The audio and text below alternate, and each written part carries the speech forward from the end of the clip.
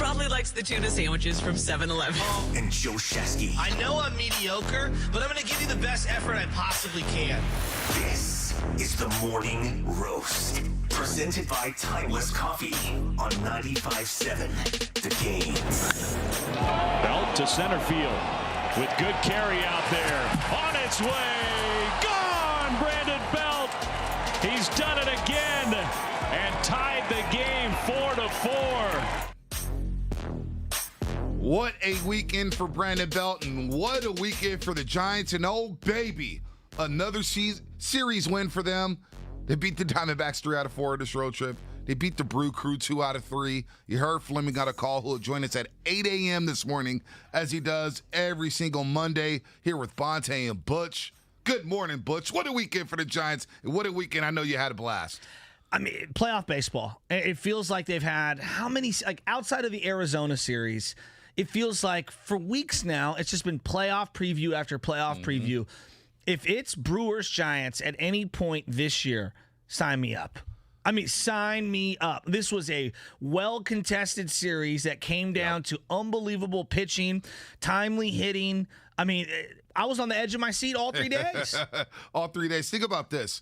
On the 7-game road trip, they have 4 extra inning games. Wow. 4 extra inning games, and they go 3-1 in those games. And we talked about this last week, Shasky. Just last Friday, actually, when they stole that game in Arizona down 4-0 in the 9th inning. These are the games good teams steal, especially in the month of August. Things get weird during the dog days. You got to win in a variety of ways. Saturday's game may have been a game of the year in all of baseball. And I'm sitting there trying to celebrate my anniversary with Anna, and I'm just seeing the score update. They go down 2-1 in the 9th inning, and LaStella hits a fly ball to right field, and Garcia just whiffs on it. And Flynn's call on that one was just epic. And then what happened in the extra innings as a 2-1 game in the 9th inning turns into a 9-6 Giants win. They just figure out ways to win. And you know why, Shasky? This is the thing. When they beat the Dodgers 3 out of 4 down at Dodger Stadium, and then 2 out of 3 at Oracle Park, it's the little things. It's clean defense. It's base running blunders. The Giants don't make those. And we saw the Brewers all weekend make errors in the field. Yes. Not hitting the cutoff guy. Guys getting the extra 90 feet like Lamont Wade Jr. did in the 10th inning on Saturday. And then the base running blunder yesterday late in the game. The Giants don't do those things, and that's a recipe for success when you get to October. Yeah, there's no doubt about it. I mean, yesterday you have a horrible base running error on a tag-up play from Milwaukee where the guy cuts the bag and doesn't, because if you go past second, you have to go back and touch second. You can't just cut across the diamond. I mean, that's Little League stuff. It's just straight-up Little League stuff. And you contrast that with someone like Darren Ruff, who – he's just so sneaky. I mean, I don't know if you guys have been paying attention this year. He takes third base yesterday, and it's just these little tiny plays left and right. And I'm just looking around the bigs. We've obsessed with the long ball, and yet the Giants and look, the advanced numbers and the analytics and launch angle and all those sexy things that people want to talk about for the future of baseball. It's the details, the base running details, the defensive details, the pitching details. For me, that's what's been separating the Giants right now. I mean, Bonte, there's been about 17 or 18 games where I've said to myself, wow, some little tiny thing that they did helped them win this particular game today. There's no doubt about it. And the professional ABs that this team produces over and over and over again. You think about the RBI single for Buster Posey in the top of the 10th inning. It's a classic at bat. Yeah. 3-2 count. You're seeing multiple pitches. What about Tommy LaStella yesterday? Down 0-2, and he works an 11-pitch at bat to get the Giants in lead with a single. And it's just like, and you look at the depth now of this lineup, where I think this lineup can overcome some shaky starting pitching. Now, Logan Webb, the guy's been dealing. What he did Friday night in the loss, I thought he was special. Logan Webb is coming around. But you go to the bullpen game and you DFA Aaron Sanchez afterwards. Did I not see that coming? Yeah, I mean, come on, he's Did done. I not see He's guys? shot. Did I see that coming? I mean, he's done. He's done. But he may be back in Sacramento, and you know what? It's he gives up your hits. Nobody he doesn't wants- strike anybody. nobody wants Aaron Sanchez. He will be back in clear Sacramento, waivers. and he may be back on a big league club in September. Agreed. There's no doubt about Agreed. that. But you see Johnny Cueto yesterday. He's struggling to get through 6, although he's keeping you in a baseball game. I'm starting to think, Shasky, that's all the Giants need. Just get to the 6th inning and don't give up more than 3 runs, because this offense will be able to lift this pitching staff. Don't you think the Tony Watson acquisition has really changed that bullpen? It has. Not one of those over-the-top sexy moves that all of baseball is going to go, oh, my goodness, about. But, man, like, my dad said it the day that the trade went down. I was like, Chris Bryant, huh? He's like, Chris Bryant, I'm glad we got Tony Watson back. That's a huge move. I mean, it's a sneaky good he's move. changed the 7th, 8th, and 9th inning rotations in terms of who they're going to go to, just the depth that they have. Garcia's been really good for them. Just Milwaukee in general plays so unique. Felt so pitcher-ish at times and so long ballish at times. It's a weird stadium, isn't it? It is a weird stadium. Miller Park, they opened the roof. You saw yesterday, they closed the roof in the 9th inning, and you heard Flemming on a call on NBC Sports Bay Area. Once the roof is closed, the ball carries a little bit more. And I know the Brewers earlier in that game yesterday thought they hit a couple home run balls that got to the track or whatnot. Yeah, and when Giants do miss Josh Hader, it would have been nice to see him, just to see what he has to offer. But they're a deep team, the Brewers, that is. We saw Corbin Burns Friday, filthy. We saw Woodruff on Saturday, filthy. And the Giants were able to get to the bullpen and do some damage there as the Brewers play without Josh Hader. But we've been talking, Langford and I have been discussing this all season. Brewers are for real. Yeah, they are. This is a team you may see in October, and to get that October feel in the middle of August was just special, man. This was a hell of a series. It's because of those two guys specifically, though, for me. Like Corbin Burns and Brandon Woodruff. When you have a 1-2 punch like that, and I don't know who their 3 pitcher is going to be, but Joe, you talk about this all the time when it comes to like the Nationals, for example, when they had Scherzer and Corbin, and I'm forgetting the third one. Strasburg, as we're always forgetting the third one when we're talking about that. But they have that. Like Corbin Burns with that backdoor cutter is the nastiest pitch in baseball. Well, close to it, but you know what I mean. No, I'm with you on that. And they took the best punch that you could from the Milwaukee Brewers. Here's something that I love about yesterday's win, because, I mean, Brandon Belt, which I want to definitely get into. We will. You won another game with Buster Posey on the bench. And now he gets Sunday off and then Monday off. And so he can get his legs underneath him. It's just, it was an incredible outing from the bullpen. I have some specific bullpen numbers that I want to read you off here, B, because I think you're going to like these. I mean, they were dominant. So here you go. Giants bullpen in that 3-game series against Milwaukee, 15 2/3 innings pitched, a 1.78 ERA, 5 total runs allowed, 10 strikeouts, 3 walks, 9 hits. That's winning baseball. That's winning baseball. And you see Zach Littell yesterday get a 2-inning save. Shocking. Didn't even bat an eye. Shocking. Didn't even bat an eye. Yeah. Right? You talk about Tony Watson, who could be this year's Javi Lopez, right? He's Another money. sneak, like you just mentioned. Your dad mentioned this. Hey, Joe, Money. it's your dad. Tony Watson. I love that move. Everybody's going goo goo gaga over Chris Bryant. He's going crazy over Tony Watson. Alvarez. All of a sudden comes out of nowhere. He throws you. He's got a 2.51 ERA. Jay Jackson, a little bit, gave up a run, I know, the other night. But look, this bullpen has been good. And if Johnny Cueto, look, he was special through the first 4 innings, and he ran into trouble, ended up giving up 4 runs. Just give me Cueto. Just give me 5 to 6 innings with 3 runs or less. 3 runs or left. But here's the biggest development. And he doesn't look good running around the bases right now. You just mentioned him, Brandon Belt. What he did Saturday night. Unbelievable. What he did last night. All of a sudden, Brandon Belt, you're looking at him saying, man, this guy's batting 262. Damn, he's got 15 home runs despite missing 6-7 weeks of the season. This guy looks like he's in a zone now. And when I look at this lineup, okay, you want to go rough? Fine. He'll hit a bomb like he did yesterday. You want to go Brandon Belt? Boom, he'll hit a bomb. He'll drive you some runs here. This lineup, it just looks solidified now with Chris Bryant right there batting second or third. So Chris Bryant and Brandon Crawford this week, 19 hits between the two of them. Wow. 19 hits. Say that again. Chris Bryant and Brandon Crawford, 19 hits in the 7 days this week. No, but like that's sick. incredible production. That's just and you sick. could say, oh, Arizona, and like, okay, you're not wrong, but you still have to go out and do it. And so, Brandon Crawford, if I'm being honest, coming back from the injury, I'm thinking, is this kind of the beginning of a little sputtering? 2 hits again yesterday. He's looking good. I mean, this team, every time I want to count them out, they just keep plugging away. And to your point on Darren Ruff, Brandon Belt. I'm shocked. Darren Ruff, let me just apologize to you right now. He's been when spectacular. Brandon Belt went down, and we're sitting here saying, Ruff, man, can you get through? Can you buy time with throw? That was the injury, Belt and Longo, where I was just like, I don't know if they can overcome this. Yeah. I don't know if they can overcome this.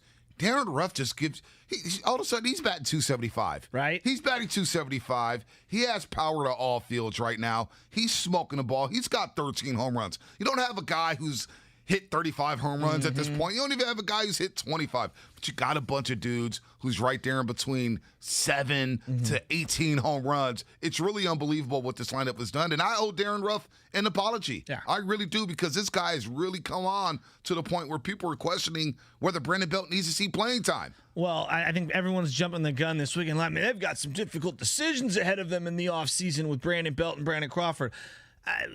We'll get that to that when we need to. I mean, I think they're 2 separate instances, but huge weekend for Brandon Belt. Absolutely huge. Look, I was very skeptical on him returning and taking some at-bats away from some of these other guys, Wilmer Flores, obviously Darren Ruff, etc. But he had some monster hits, and that home run yesterday was just gigantic. A pinch hit home run. I mean, are you kidding me? To dead center. Huge. Look, it is really nice because they are firing on all cylinders, and they're doing it in a variety of ways. But I really do think the injection of Chris Bryant has changed this lineup. I mean, everything. So I told you 19 hits combined for Brandon Belt. Or Brandon Crawford. And Chris Bryant. Another 9 hits for Posey in the last 6 games. He's starting to get hot. This is a self-fulfilling prophecy. You bring in someone like Chris Bryant, and look what he does to the rest of the lineup. Remember when we were talking about them before? They were kind of scuffling. Brandon Crawford was a little scuffling. Posey was scuffling. They weren't hot all at once. Kind of funny how you bring a guy into the 2-hole who's a legitimate stud. It elongates that lineup, yes. And the next thing you know, you got 30 hits amongst your 3, 4, 5 guys. I mean, Buster Posey looks like he's on his way to one of these classic Buster Posey summer streaks, to where he has a 2-week stretch where he just is blistering the baseball. And now the Giants can get greedy. They're 4 up on the Dodgers. They're 12 games over 500 on the road. And now they can kind of exhale. You got the Diamondbacks for 2, and then the Rockies for 4. These are the teams the Giants have beat up on all season long. Now you get greedy looking ahead here before a big-time Mets series. So now you have a 9-game homestand. A 9-game homestand before you take on the A's for 3. And I love the schedule watch. Over these next 12, give me 8-4. Give me 9-3. Look at you. Give me this. Come on now. Look at you. Give me this as you get Gausman back in the rotation tomorrow night. Congratulations to him and his wife for a healthy baby born. You're playing Arizona. You can get fat against them. You get this rotation back. DeSclafani will be back at some point. He's going to get right with the right shoulder tightness. You got to get greedy here. Were you surprised that Duggar was the one optioned and not Slater? A little bit. But with the development of Brandon Belt coming in as a left-handed bat, I think Yaz has been swinging a better bat. It was a surprise because Slater is every time he's another guy you give up on, and it's like, wait, he does something. He does something great. He makes a good catch. I think it comes down to defense. Who's better defensively? I know. I think you give the nod to Slater there. Well, because you can play more positions. Like I think Duggar's more of your center fielder, right fielder. Slater can play all 3, I feel like. Not that Duggar can't play left field. And I do think that Slater's got a little more pop than Duggar, so it makes sense. Yeah. For a moment, I want to pause on the Brewers. They're not one of those teams that jumps out at you in terms of name recognition, sexiness, right? No. But they're a really good ball club. They're like the Giants. But they're that's the my West point. Giants. So that's my point. I think as I look at the Giants, it's been fair to be skeptical, like just straight up. Like, right. I mean, they really don't have any stars, and what's going on here. Then I look at the Brewers, and I'm like, wow, they're winning that division, and they look really, really good. And then I see them this weekend, and they've got some electric arms. To Steven's point, absolutely, they've got some electric arms. But it's not like it's a bunch of 22 and 23-year-old household names. Like it's a bunch of like Lorenzo Canes, for example, like been around forever. Well, Christian Yelich is their star. Yes, and but he's not right. That was just going to say not he's right. been hurt for a long time. He's been hurt for a long time after signing that mega deal. Remember, he signed that mega deal. I know. He got broke off. 231 average for Christian Yelich, 6 home runs and 28 RBIs. And if he gets going for that team, it takes them to another level. But Jackie Bradley Jr., been around a long time. He's been around a long time, but people don't really know him. Yeah. You know, some people know he played for the Red Sox, but when we think of the Red Sox, those teams with the Red Sox, we think of Mookie Betts, right? We think of J.D. Martinez. We don't think of Jackie Bradley Jr. So he's there. Lorenzo Cain, all right, we've seen him with the Royals, but he's starting to get old there. He's starting to get long in the tooth. A long time. A long time, and he's kind of scuffling here. Yeah. Colton Wong. The casual baseball fan doesn't know who Colton Wong. So to unless your point, you're a Cardinal fan, right? Unless you're a Cardinal fan. But to your point, they're kind of like the Midwest Giants. That's what I'm saying. Where they got some electric arms. They've got a lineup that's deep that will grind you. Exactly. They play the analytics or whatnot, but they just don't play defense like the Giants. Some of those blunders they made in this series is the difference between winning a pennant and losing in a wild card game. Hey, I mean, look, defense. We know that. Giants don't win that first World Series without Brooks Conrad. No. I mean, just straight up. Yep. So those kinds of things. And that's where I think having La Stella back, specifically at second base for Donovan Solano, because Donovan, it's an adventure when the ball's hit to him, if we're being honest right now. Doubt. It's an absolute adventure. But look, my bigger point was the Brewers are a great team. The Giants are just as good as they are. They are a World Series contender. And I know we keep talking about, can they win the division? Are they a playoff team? They are a playoff team. They're a World Series contender. And I can't believe I'm saying that this deep into the season. But the reality is, that's exactly who they are. They're and legit. That's how we should be looking at them. They're legit. 71 wins.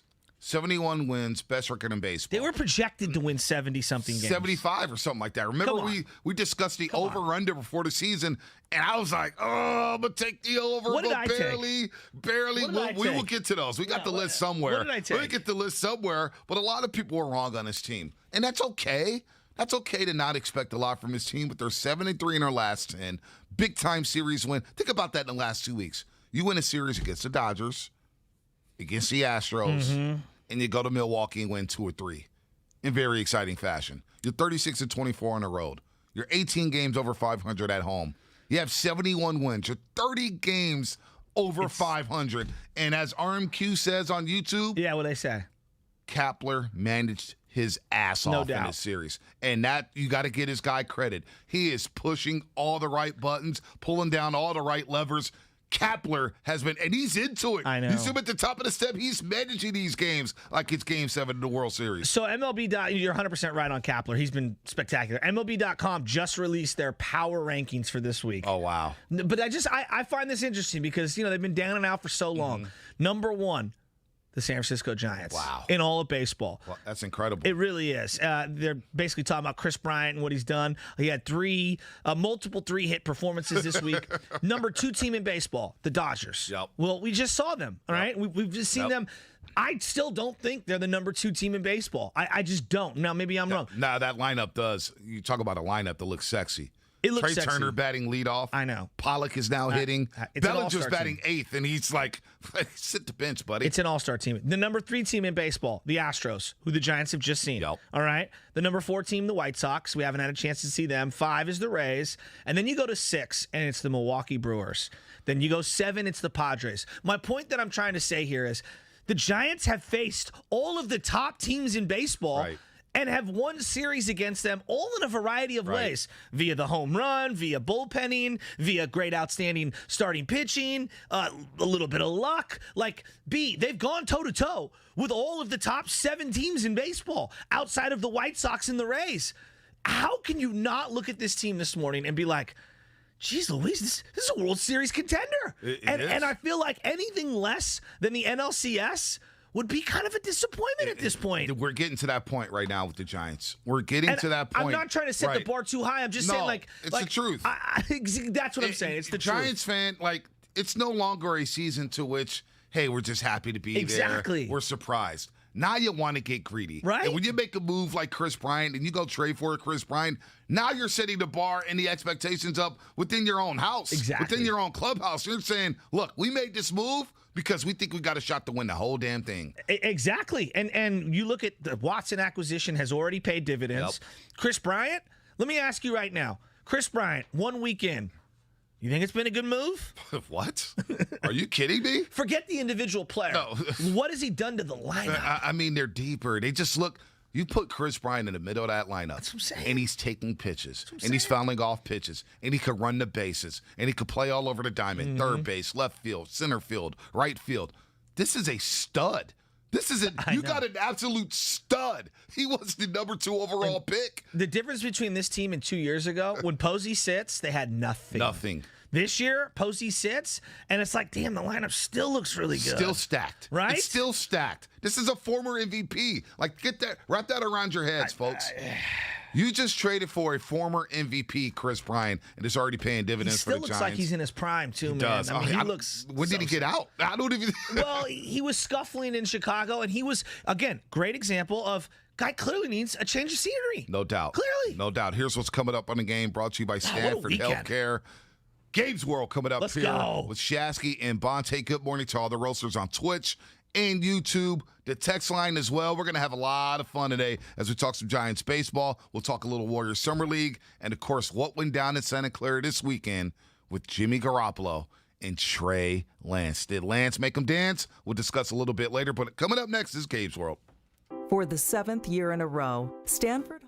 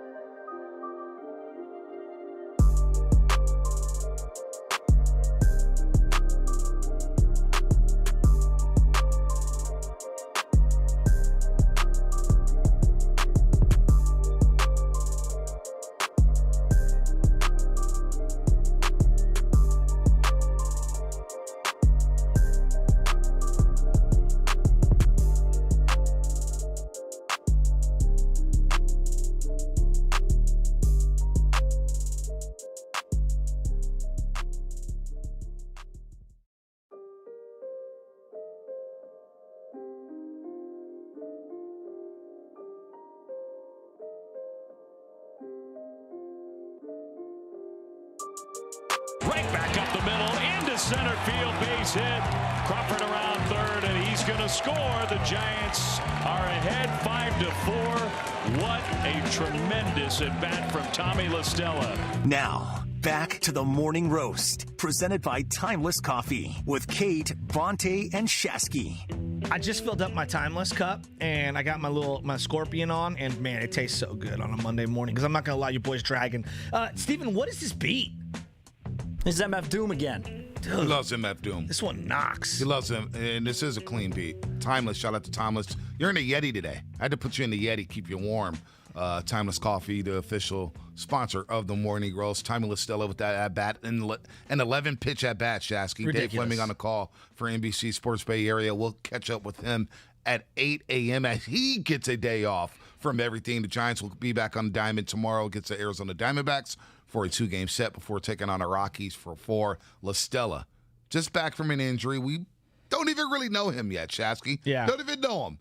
Yet he comes off the IL and he gives you professional AB after AB. The RBI single there in the top of the 8th inning to give the Giants the lead, scoring Brendan Crawford. They go on to win 5-4 and take a big-time series against the Milwaukee Brewers. This team, every time they blink, you're like, you mentioned this on Friday, Shasky.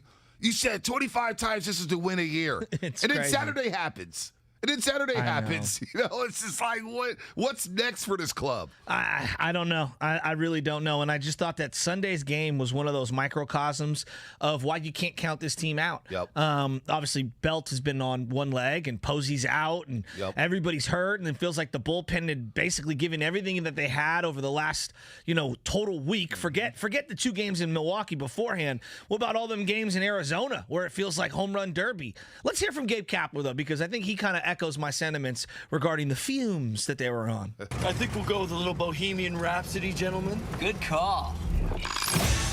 When it comes to Gabe Kapler, anything goes. First of all, I think pressure is always a good thing. The brightest lights can sometimes bring out the best performance. Now he's been ejected. Kapler's been ejected by Joe West. Panda costumes and baby giraffes and all of the fans of San Francisco. Gabe Kapler's 100% right.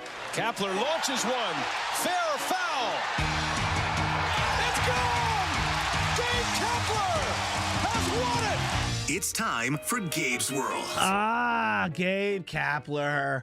He just loves to rock those Donovan Mitchells, by the way. I absolutely love that guy. He's got swag. I mean, mad swag. There's no question about it. What did you think about the game on Sunday? Because that felt a lot tougher than the box score made it look. Oh, it was tough.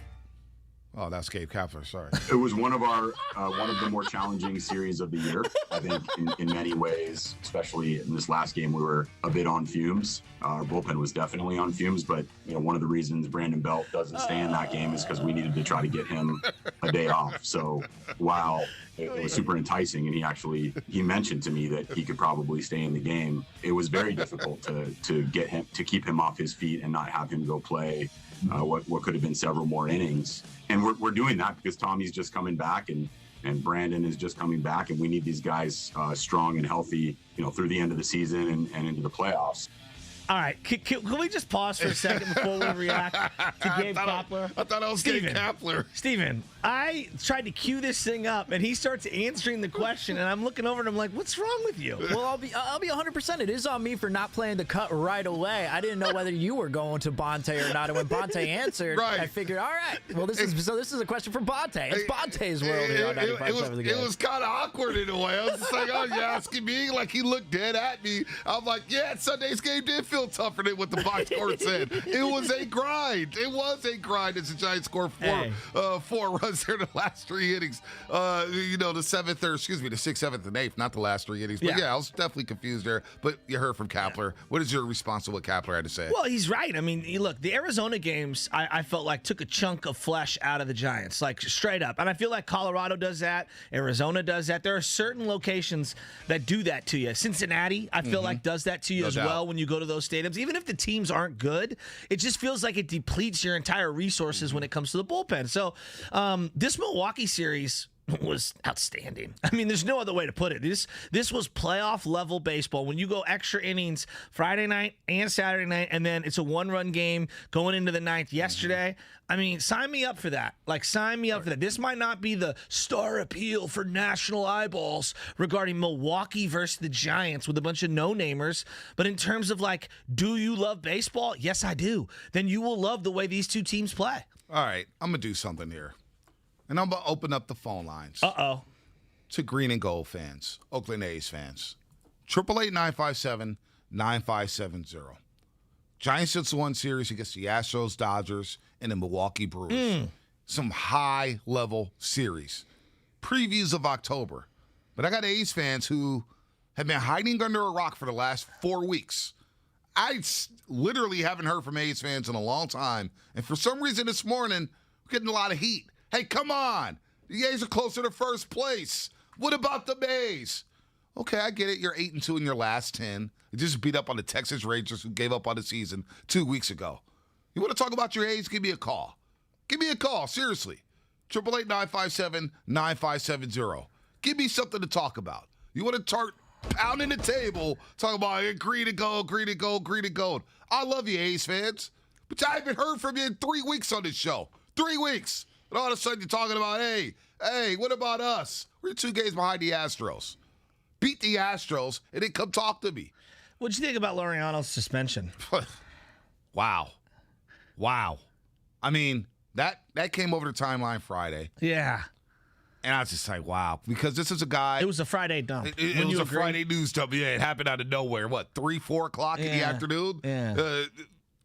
This is a guy we all love. He's a baseball player. No doubt. Has a hose, right? Throwing out guys from the warning track, the timely home runs. This is disappointing. And it makes you look at Laureano completely different, right?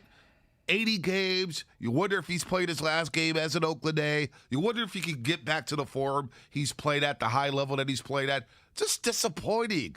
Disappointing, Shasky. Yeah, the Nandrolone, I don't know anything about it. It's one of the oldest ones out there. Is that what they're saying it is? And see, okay, so educate me on this then. What is it, an injectable? Is it what exactly are we dealing with here? Is it dealing with something illegal? That's what we're dealing with. You probably injected it. Maybe it's pills. Maybe it's powder. Maybe you put it in your protein shakes. I have no idea. Well, he just got caught up. I've said this for a long time. Like, let's just remove Laureano for just a second. And you saw this with Melky Cabrera. If you are a guy that's trying to, make money, generational wealth, basically, right, in baseball, I actually kind of see that, like, what's the 80-game suspension if I can get, I don't know, $10 million a year over 4 or 5 years? Like, the punishment doesn't fit proportionate to what the payoff is if you can get a multi-year deal. How many millions of dollars did Melky Cabrera make after he got suspended? And I'm not saying they equal each other in terms of being exactly the same. Like, I got to look this up. Melky made a ton of money. And so I know people are like, oh, he might have made more. He did pretty fine after the whole suspension thing. So I get it. Laureano's only making $580,000 this season. Okay. He's got ARB years for the next 3. Okay. Then he's an unrestricted free agent in 2025. He's only 26 years old, but hasn't made a dime. That's what I'm saying. Hasn't really, in terms of baseball money. Now, Melky, we pull this up here. I got it Melky right Cabrera, here. You have it? What's it look like? I'm just going to go right down the middle. $8 million the year after the Giants. Right after, another $8 million, $13 million, $14 million, $15 million, $1 million. He did pretty well for himself after the steroid accusations. In fact, he made more money in that stretch than at any point in his entire career. That's pretty damn impressive. That is pretty impressive. So do you see what I'm saying? Numbers, like, I know we want to sit here and slam the guy, Laureano, but I kind of see where it's coming from. But this is the bigger thing, right? So you said he doesn't hit free agency for quite some time. Right. This is why the CBA and why we're going to have some form of a strike at some point, whether it's the players or a lockout or whatever. There's going to be something to where we change this whole free agency situation. No doubt. When you see Josh Allen getting broke off $280 million or whatever it is in football after 3 years, and you're sitting here and you're Chris Bryant and you're 30 years old, you're the MVP of the league, you got a Rookie of the Year, and you really haven't seen the real money. Right. I mean, that's a problem for baseball. That is a huge problem. I'm looking at the attendance numbers from Oakland because they've been through a lot. Yeah. I don't want to kick A's fans because you've been through a lot with all the Las Vegas stuff, the Howard Terminal shenanigans, Dave Cavill, basically BSing everybody out here. Their crowds, man, for a team that is playing playoff baseball, 11,000, 10,000, 9,000, 10,000, 9,000. How? When you look at the A's, because we've talked about the Giants, I believe this team is legit. They're going to be playing for something big. How do you view this A's team? I don't know what to make of them. I really don't. I think that they're a wild card team, but how many times have I seen that script before? Yeah. I feel like I've seen that same episode for quite some time. This doesn't feel like one of their better wild card teams either. Now, I could be totally wrong. Marte looks like he was a great acquisition. Great deal. I mean, if Josh Harrison. And if you look between the lines, I didn't know the Marlins are paying pretty much all that salary. Yeah, no doubt. Like, basically what they did was pay the Marte salary to acquire Jesus Luzardo. And you wouldn't give Jesus Luzardo that kind of money that Marte's making on the end of this deal. So, what a great move by Billy Beane. But, yeah, I mean, I look at it this way. Like, I don't know what to make of them. I think they have unreliable track record in that wild card game, fair or not. That's just a reality. And God love Bob Melvin, but it seems like his team just can't get out of that situation. So it's hard for me to sit here and say, oh, they're going to win the wild card, and then they're going to get in, they're going to take out the Astros. Now, the Astros are the big boys, and they've taken them out year after year after year. It's going to be very difficult to extinguish that ghost. Yeah, no, I like the starting pitcher for the Oakland A's. Their starting rotation looks a lot better than the Giants' starting rotation right now. Sean Manaea is looking good. Yes. Montas is looking good. Caprilin's looking good. They do have that. They have a strong pitching staff. Josh Harrison, not bad. Marte's not bad. Yan Gomes, the addition of him, not bad. Where are A's fans at? You want us to talk about them? Give us something to talk about. Call me. Call us. I haven't heard from you in a month.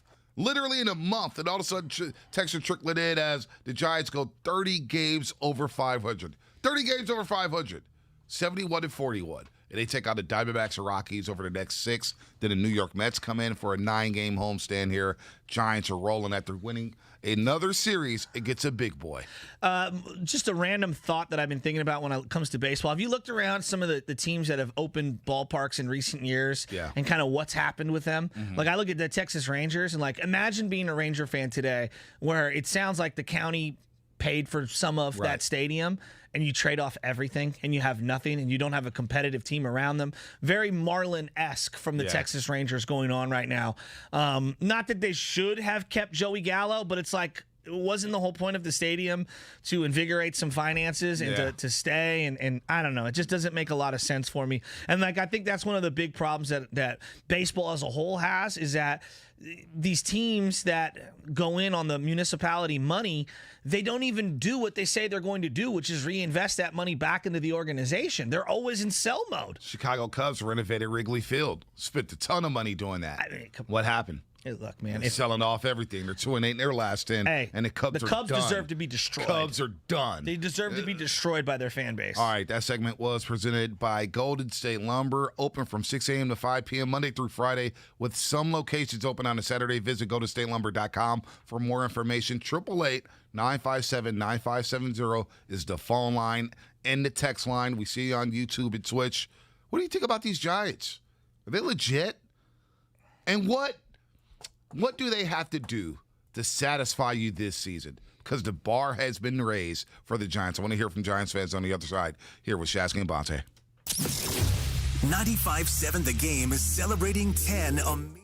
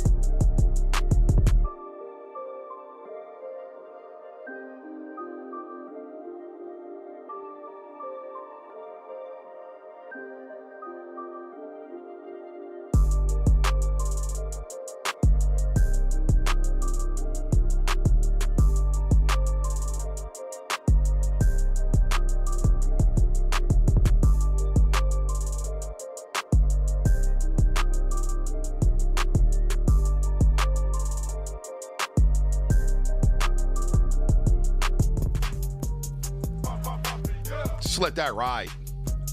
Just let that ride on a Monday morning as we navigate through another week after another great weekend. What up, Roasters? I can't wait to talk about 49ers 87 Dwight Clark Day. Well, we will get there. I know. We will get there. What up, Roasters? 888-957-9570. See you on Twitch. See you on YouTube. Oh, it's litty. It's lit. It's lit on a Monday morning. Timeless coffee right now. It's delicious. And we got a lot to get to. We'll get to Trey Lance and Jimmy Garoppolo and what's going on down in Santa Clara. By the way. Yeah. Saturday. It's here. What? August 14th. What? Niners Chiefs. We're going to see some games. In the words of Rob and Sam Bruno, it's going to be bigger than a regular season game. You know what? Yes! It's back. Did I tell you where that came from? No, where did that come from? Okay. That's Lucas, right? No, that's Nash. No, that is not. No? We were sitting in our seats. It was the Cowboy-Niner game, and a guy from Fresno. The Latin guy. He was sitting next to me in a poncho. Yes. It was 85 degrees. He had a carpet over his entire body. It was like one of those thick wool ponchos, and he was screaming this the whole first half. And I just recorded him right then and there. He was just lit. Litty. Just screaming Niners. Litty. Every play. And this is going to be me driving down to Levi's on Saturday. Car full of dudes. Got Friedel coming. Luke's coming. I invited Steven. Curly's going to probably ghost us. But we're going to have the whole squad. Curly ain't doing that deal all day, Joe. Yeah, we're going to be in the Mitsubishi, and we're all going to be rolling down the windows as I roll in, showing them my parking pass, and I'm going to yell, Hey, John Curley, pop on the mic. Our producer, John Curley, does a great job here at 95.7 Game. John Curley, you riding down with us Saturday, Levi Stadium? I will not be there this weekend, fellas. That's all I wanted. Great drop. I will not be there this weekend, fellas. I will not be there. I'm out. I'm out. I will not be there this weekend, Bonte. We're going to see Trey on Saturday. It's going to be a lot of fun So to tell see people him what at you're Levi going to do. Stadium. I have a new segment idea, by the way, that I'm coming up with, and we're kind of doing this basically on air, all right? We're going to do this on air at some point. We're going to mash this up. The Watcher. Okay, we're going to use the Dr. Dre, the Watcher, and it's going to be Bonte up in the media booth. He's going to have the binoculars. He's going to be looking down at the field, and he's going to be whispering certain things to people in the press box that he sees. Did you see Trey Lance make that throw? D4 looks good. Javon Kinlaw's large. Did you see Jimmy Garoppolo get yelled at by Kyle Shanahan? Did you see Richard Sherman toss his helmet and start yelling at the entire defense? I'm really fired up for this Did you see game, George B. Kittle walk back into the locker room? He's got a tweaked ankle. The Watcher. Did you see Nick Bosa? He eats quarterbacks. He sits by himself on the sideline. Nick Bosa looks good. He works out by himself. He go hit quarterback. He go hit running back. Hey, can I ask you guys a question here? Since we're here. Yeah. We're at the Niner conversation. We're here. Let's just get there. We're here. Steven, you were out at Levi Clark Stadium on Saturday, correct? That I was, yeah. All right, so it was Dwight Clark Day, and I've told you guys this many times. My uncle and my dad, they love Dwight Clark. That was their guy. The way I love Tim Lincecum, right? Just love everything about Tim Lincecum. That's the way they view Dwight Clark. He was a larger-than-life hero, but unlike Joe Montana, who was kind of the Diana Ross, if you will, where he was the superstar, it felt like Dwight was more of the common man where you could reach out and touch him. And I know he wore the mink coat, obviously, at the parade, and that's one of the things people constantly remember. But Dwight Clark Day, just before we get to what you saw there, what did they have set up for the field? 8-7. Did they do anything special when you were down there? Not that I noticed. Nothing entirely special. However, they were playing highlights on the Jumbotron, of course, of the catch and everything that's surrounding that. But nothing of notice for Dwight Clark Day, at least in my eyes. Yeah. So I always like to tell this story, and people have probably heard this 1,000 times, but the whole reason they found Dwight Clark is because of O.J. Simpson. And just give me a second here, and I'll explain it. You probably never heard this one. O.J. Simpson. The youngsters haven't heard it. The under 30 crowd probably haven't heard it. So O.J. Simpson, I know that he is a horrible human being to many people, and they are correct. But he was one of the greatest running backs who ever lived. And when his time was up in Buffalo. Can I just say something real quick about O.J. Simpson? Yeah. He has one of those Twitter accounts that you'll look at every single day but you don't want to hit that follow because you don't want people to think that, hey, man, this guy's following O.J. Simpson. What's really going on in that dude's dome? So I don't follow O.J. Simpson. I don't like any of the tweets. I don't retweet anything, but I may look at his page once or twice, every 2-3 days. That's where I'm at in terms of the comedy, the level of comedy for Kendrick Perkins and Clay Travis as well. So I put those all in the exact same boat where I just like to look and like laugh. Yeah, hey, 650, Bonte's going to be too easy.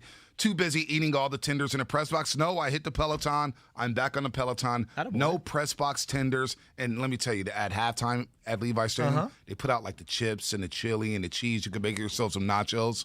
I'm staying away from that this season. Oh, good. I'm staying away from that. That's what I'm talking about. All right, so back to the O.J. Simpson thing. I see it, though. He's one of the greatest players of the 70s. The guy's absolute superstar, but he was at the end of his career. I don't even believe it, Lakeford. 49ers, I have no idea what you guys are talking about. 49ers end up trading 2 first-round picks. 2 first-round picks in 1977 for O.J. Simpson. So in 1979, when Bill Walsh takes over the 49ers, he doesn't have a first-round pick. But there's one quarterback from Clemson who's supposed to go in the first round. So what ends up happening... What was the name? Fuller? Yeah, something, not Todd Fuller, but like Chris Fuller. Will Fuller, Chris Fuller. Fuller. Yep. Bill Walsh wants everyone to think that he's going to trade back into the first round and that he's enamored with this Clemson quarterback when he really wasn't. But he calls over to the guy's dorm to try to work out the quarterback. And who picks up? Who happens to be his roommate? Oh, Dwight Clark. Now, Dwight only played like his senior and junior year because he was hurt a lot, didn't have a lot of catches, really had no film. This was a guy, no NFL career. I mean, he was not going to be an NFL guy. He ends up answering the phone, says, hey, I'll work out with the quarterback. And when they go and visit and they see the workout, they're like, screw the quarterback. Look at this guy making catches, Dwight Clark. And when they get to the 10th round, because at the time they had 10 rounds in the NFL draft, Bill Walsh stands up, pounds the table, and says, I want to take Dwight Clark against all of his advisors' wishes. They say, no way, you do not need to take this guy. He's an undrafted free agent. You could sign him. No one's going to be beating you in line to go get Dwight Clark. Well, he ends up drafting Dwight Clark. The rest is history. He ends up having a Ring of Honor type career. You look at the raw numbers. I think he had 600-700 catches in his career.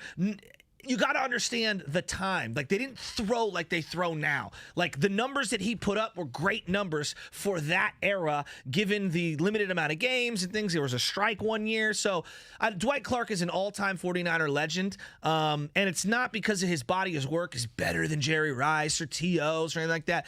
What he means to those early 49er fans of winning the first ever Super Bowl champion 49er teams, it cannot be stated. So that's why I wanted to just get that little thing in there. So they did a lot of montages, it sounds like. Yeah, so they did some stuff with the Jumbotron, but that's as far as just what I noticed as well. Yeah. Like, I'm not as visual as you are, because you notice everything when you're at these games. And with me, I'm going to be honest. Where were you sitting? I was in and out. I was in and out of seats because every seat was open. You could just go in and you could really sit wherever you wanted. I started off just not even like roaming the stadium. I just started off in like the early 100s. It's just like, hey, there's a section there with some open seating. Let's go there. And then you could hear Chris Kasarik yelling at the defensive line. That's the greatest. Entire time. That's the greatest. You look at, real quick, but going to Dwight, sorry to cut you off, Lafer, but looking at Dwight Clark's numbers, only one 1,000-yard season. But you look at the 9 games played in 82, 60 catches, 913 yards, 840, 880. He had a very productive career. And look, there's no doubt what Dwight Clark means to this organization, what he means to this community. Even when he retired, he's stuck in the community out here, coming back, helping out the franchise. Dwight Clark is a class act. There's no doubt about that. And I'm glad that they honor 87 every single season. I'm with you. 87 Day. Also 87 Day happened to be the day Barry Bonds broke the all-time home run record. So it was a special day here in the Bay Area, but see Dwight Clark honored because a lot of youngsters don't know. They never saw Dwight. They see the highlights like, okay, this guy was okay. Yeah. No, and I think the way his life played out at the end, it's really sad. And I see, for me, and not to get all, personal here, but I see my grandmother kind of deteriorate in the same way that Dwight Clark did. And it's really difficult to see someone who's so strong and vibrant and the life of every room that they walk into, whether it's Dwight or someone who's your family member. And if you had anybody who's had a disease like that kind of take over their body, it's horrific to see happen in real time. And I remember the last game, B. You were there when he was there. That was sad. It was really sad to see him. And It's just I'm glad that they honor him, and I think there was a time when the Niners weren't great at honoring some of the past, but that is not the case now, and I'm really happy that they understand how important someone like Dwight Clark is to even someone like me who saw him when I was really, really young, but my dad talks about him like he is a god, because he was one of the people. The mink coat. I mean, legendary. Legendary. It's legendary. Dating Miss Universe. Yeah. It's legendary. Dwight Clark. So, real quick here, let's pay some bills, Shasky. Download the Odyssey app. Discover hundreds of new exclusive music stations available right now for sports and music fans, by sports and music fans. Check out Tailgate Crashers. Crack a cold way to get game day ready with tunes from all your country faves. I can't believe I say faves. The new Odyssey exclusive stations on the Odyssey app, brought to you in part by Macy's Tennessee and whiskey. Geico and Coke Zero. You are listening to 95.7 The Game, KGMZ FM and HD1 San Francisco and Odyssey Station. Check this out. In celebration of 95.7 The Game's 10-year anniversary. Okay. 10 years this station has been alive as a sports station. It is crazy. And I've been part of it for nearly 5. Yeah. How long you been part of it? 3 and a half. And change. Lakeford's been part of it forever. They've been trying to get rid of me for 2 and some change, I'd say. Lakeford, how long you been part of 95.7 The Game? Since 2013. Wow. You're a veteran.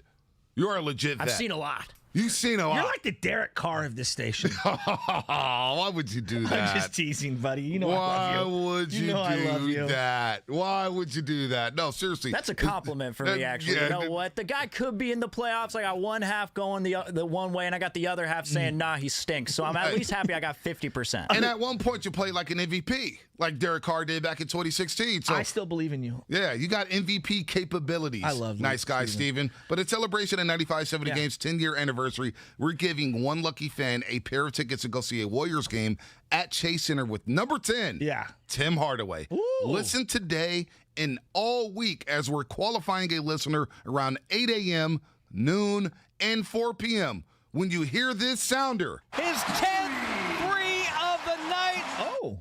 Call our contest line at 844-999-GAME. That's 844-999-4263. Only when you hear the sounder. His 10th free of the night.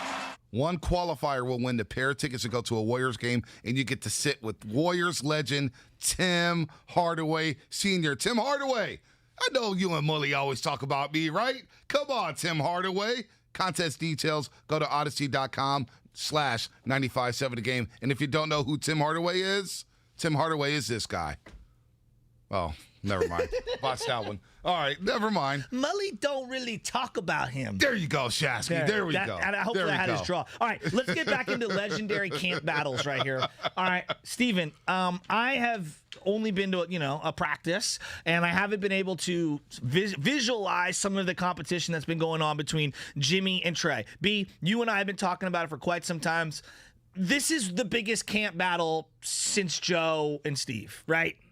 Not even close. Okay. Not even close. I have enjoyed from afar watching via the internet all the different beat writers and different people pontificating on who's winning, who's doing well, what the stats are. Like, I'm here for all of that content, to be totally honest with you. Steven, you had an opportunity to see Jimmy Garoppolo. Let's start with him. How did he look on Saturday? Well, Jimmy Garoppolo, he looked like Jimmy Garoppolo on what you'd expect. What does that mean? That's the thing is, he's not going to make the flashy play. He's just going to be very precise. He's going to make those short, intermediate passes, and he's going to do it with succession. Like, that's what Jimmy Garoppolo does. Right. And anytime we're talking about him and Lance, it's the same Garoppolo we've been seeing. There's nothing that's changed. It's not like he's raised his game. Right. It's exactly what I'd expect when I was going out there and seeing Garoppolo. What did you think of Trey Lance? So I saw that, and I just saw him, first of all, and just the way he commanded everything and the way he was walking. I was just like, there's so much confidence in this dude. Hey, keep it real. You know, like when you go into a church and you look at the stained glass and there's like, the halo around some of the patron saints, if you will. I haven't been to church in a long time, but thank you for painting this Follow picture. your boy here. Follow your boy. All right. Shout out Father Patrick. You're out there. I love you. There's an aura around this kid. I mean, this sounds like I'm insane, but keep it real. Like, Steven, you see how the players and everyone there's an aura, right? Oh, no doubt. And there's Lance jerseys already in the stands. Like, already, there's already number 5 jerseys going along. And for me, though, like, it wasn't a quarterback competition that stuck out. There were 2 things that stuck out to me in training camp. Number one was I told you, I sat right next to the defensive line. I could hear Chris Kasarik. I'm just seeing Nick Bosa on the side.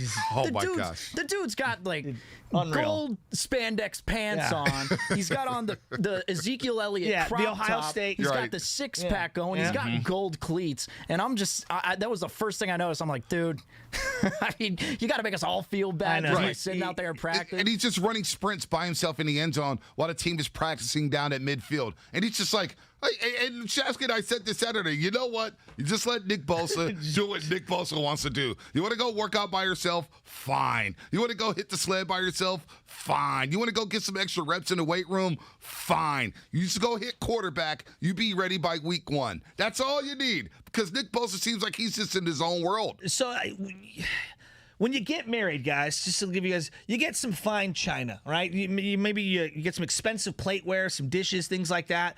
You only bust it out on certain occasions. Right. That's Nick Bosa. It's not your everyday plate, okay? You don't want to stick it in the dishwasher. You don't want to use it for a peanut butter and jelly sandwich. It's for very specific high-end meals. You guys get what I'm getting at here? Oh, we get what you're getting at. I mean, that's what Nick Bosa is. And by the way, I'm very I'm comfortable in my masculinity.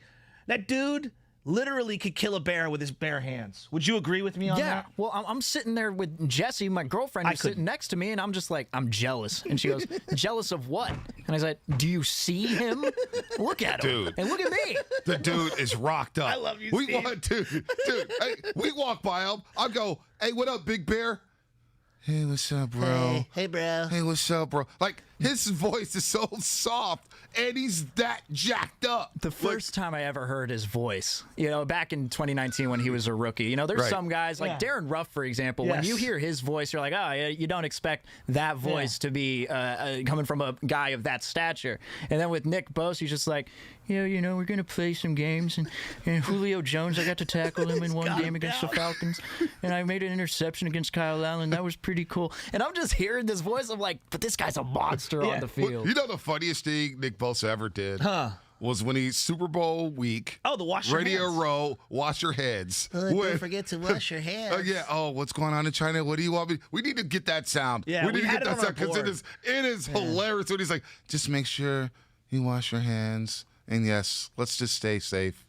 But this dude, now he was the first thing I noticed. As we're coming up to break here, so I don't want to last on this too long. But with the quarterbacks, when they were doing 11-on-11 toward the end of practice, and you're getting Garoppolo going out there with the first team and Trey Lance out there with the second team, nothing swayed my opinion one way or another in terms of the quarterback competition. It's clear that Lance is just obviously the more talented of the quarterbacks, but doing what he can do or seeing what he can do against NFL defenses on the field, that's a whole nother matter. But when Trey Lance was going 11-on-11s, he took a while to get the ball out, but I'm just like, he's got a second-team offensive line with him. And it's like, how much can you really tell based off of that? Because there are a couple of plays where I'm like, oh, he would have been sacked. There's no way, there's no chance he would have gotten out of that. Yeah. So I didn't really know what to make of Lance and Garoppolo just because the competition was so different. Well, it's interesting that you referenced the offensive lines because we've been so much about first team, second team, who's out there with them. If you're just trying to follow the beat writers right here.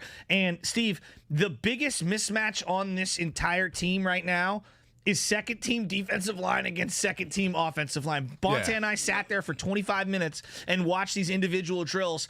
The backup defensive line for the 49ers will start on 15 teams? 12 teams? Yeah, at least. Am I exaggerating? At least. No, they're deep. They're that deep because Chris Kasarik coaches these guys up, and you see Arden Key, you see Mo Hurst, you see DJ.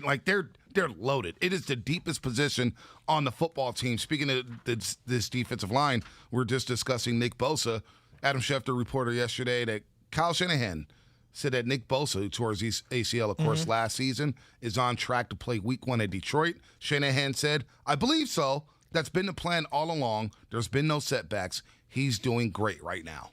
Again, I'm busting this dude out only for regular season games. I'd treat him like a weapon in the home. Lock it up the entire time, put the key away, but in case somebody busts in the door week 1 against Detroit, get that guy out immediately. Wouldn't you do that with D Ford as well? Because D Ford's been out there. He's been practicing. I worry about him. I'm like, give him the maintenance days off. I hear you on D Ford. Him and Bosa were off to the side. Yeah, they were probably working on their own drills. When toward the end of practice. That's what they did side. when we were there as well. And so, again, I hear you, B, but, like, be real. Do I really need D Ford practicing? Do I kind of know what he is. Speed edge rusher. That's what I'm saying. I don't need him practicing. Okay. Exactly what I'm saying. saying. You're saying. You wanted Nick I don't Bosa. want, like, he's Gotcha. been going in Gotcha. full on 11 on 11 team drills, going at Mike McGlinchey. A lot of people say, "Oh, D Ford looks like D Ford again." D Ford looks good. All right, now put him off to the side and get ready for Detroit on that turf at Ford Field. I don't need to see you again. Yeah. You don't need to play preseason. I don't need to see any more practices. Just stay out to the side and sit next to Nick Bosa and watch practice. And the other takeaway, just from seeing all the film that's been circulating and just keeping up with everything, and you and I get an up close and personal look at him, Brandon Ayuk is the best wide receiver route runner they've had since T.O. There's no question. When we watched Odell Beckham a couple of years ago come in on a Monday night against the 49ers. Light it up. Well, I'm watching this guy, and, like, you try to jam him or press him, and he just whoop, whoop, whoop, and he gets right by you. He's just open, open, like unreal immediate separation right off the line, like boom. And then after he makes his second or third cut, he's open again. Let me ask you more. this, though. Like, that's what I see from Ayuk. Let me ask you this, honest question. Is that saying a lot? What? That Brandon Ayuk is the best route runner since T.O. When you think about all the receivers, like Michael Crabtree and Quan Bolden towards the tail end of his career. They were great possession receivers. That's about it. Yeah. That's about it. Let's be real. The wide receiver room in San Francisco, it's been bleak. Yeah, it's been pretty bad, man. I don't disagree with you. I will say this. I do think it's a chicken and egg scenario when it comes to these wide receivers, because does Devontae become Devontae without Aaron Rodgers? I don't know. He had Jordy Nelson around him, though. He's great. He got to learn from Jordy Nelson. But I'm saying, if he's like Baker Mayfield's wide receiver, like, are we sure Devontae evolves into the Devontae he is today? Looks like a stud. I mean, I hear you. You get what I'm saying? I hear like, you. So you put a lot of this on the quarterback stand. I just think they go back and forth. I don't think they had the baseline players, to your point. Like, I don't think they had studs, but I also think quarterback does matter. It does. Like, I look at Deebo Samuel, for example. I don't think he's as silky a route runner as Brandon Ayuk, but I think Deebo can do significantly more if he were in an offense that had a quarterback that could rip the ball down the field 15 yards. Yeah, the wide receiver room hasn't been great, but so has the quarterback room, and that hasn't been great. I do agree with that as well, but I'm looking at the wide receivers that they've drafted. There's been a lot of busts. There's been a lot of busts, I'm not here to cape up for Quentin Patton and Bruce Ellington. I'm not here to cape up for them. But I do agree with you that Ayuk does look good here, and that's what's coming up on a game brought to you by Outdoor Supply Hardware. We'll get to the Olympic team winning gold, and Draymond Green had a lot to say after the basketball game. I want to hear from Warrior fans on that. Summer League tonight, 8 p.m. We're going to see Jonathan Kuminga and Moses Moody down in Vegas. Not sure who they're playing. I'll look at the schedule. Schedule was sent out the other day here. I just know it's 8 p.m., baby. Summer League, Kuminga, Moody. We should get Kevin Dana in here, because I think he is doing some of these Warrior games. Oh, Kevin Dana. Cash Money Millionaires. He's on tomorrow, baby. He's coming on the roast tomorrow. That's done. Kevin Dana, book it, Curly. 49er Tone, get you on the other side. 888-957-9570. That's what's coming up. Brought to you on the game by Outdoor Supply Hardware. Save that thought, Jasky, for the other side. Okay. Turn summer to-dos into ta-das at Outdoor Supply Hardware. Osh's 12 neighborhood stores offer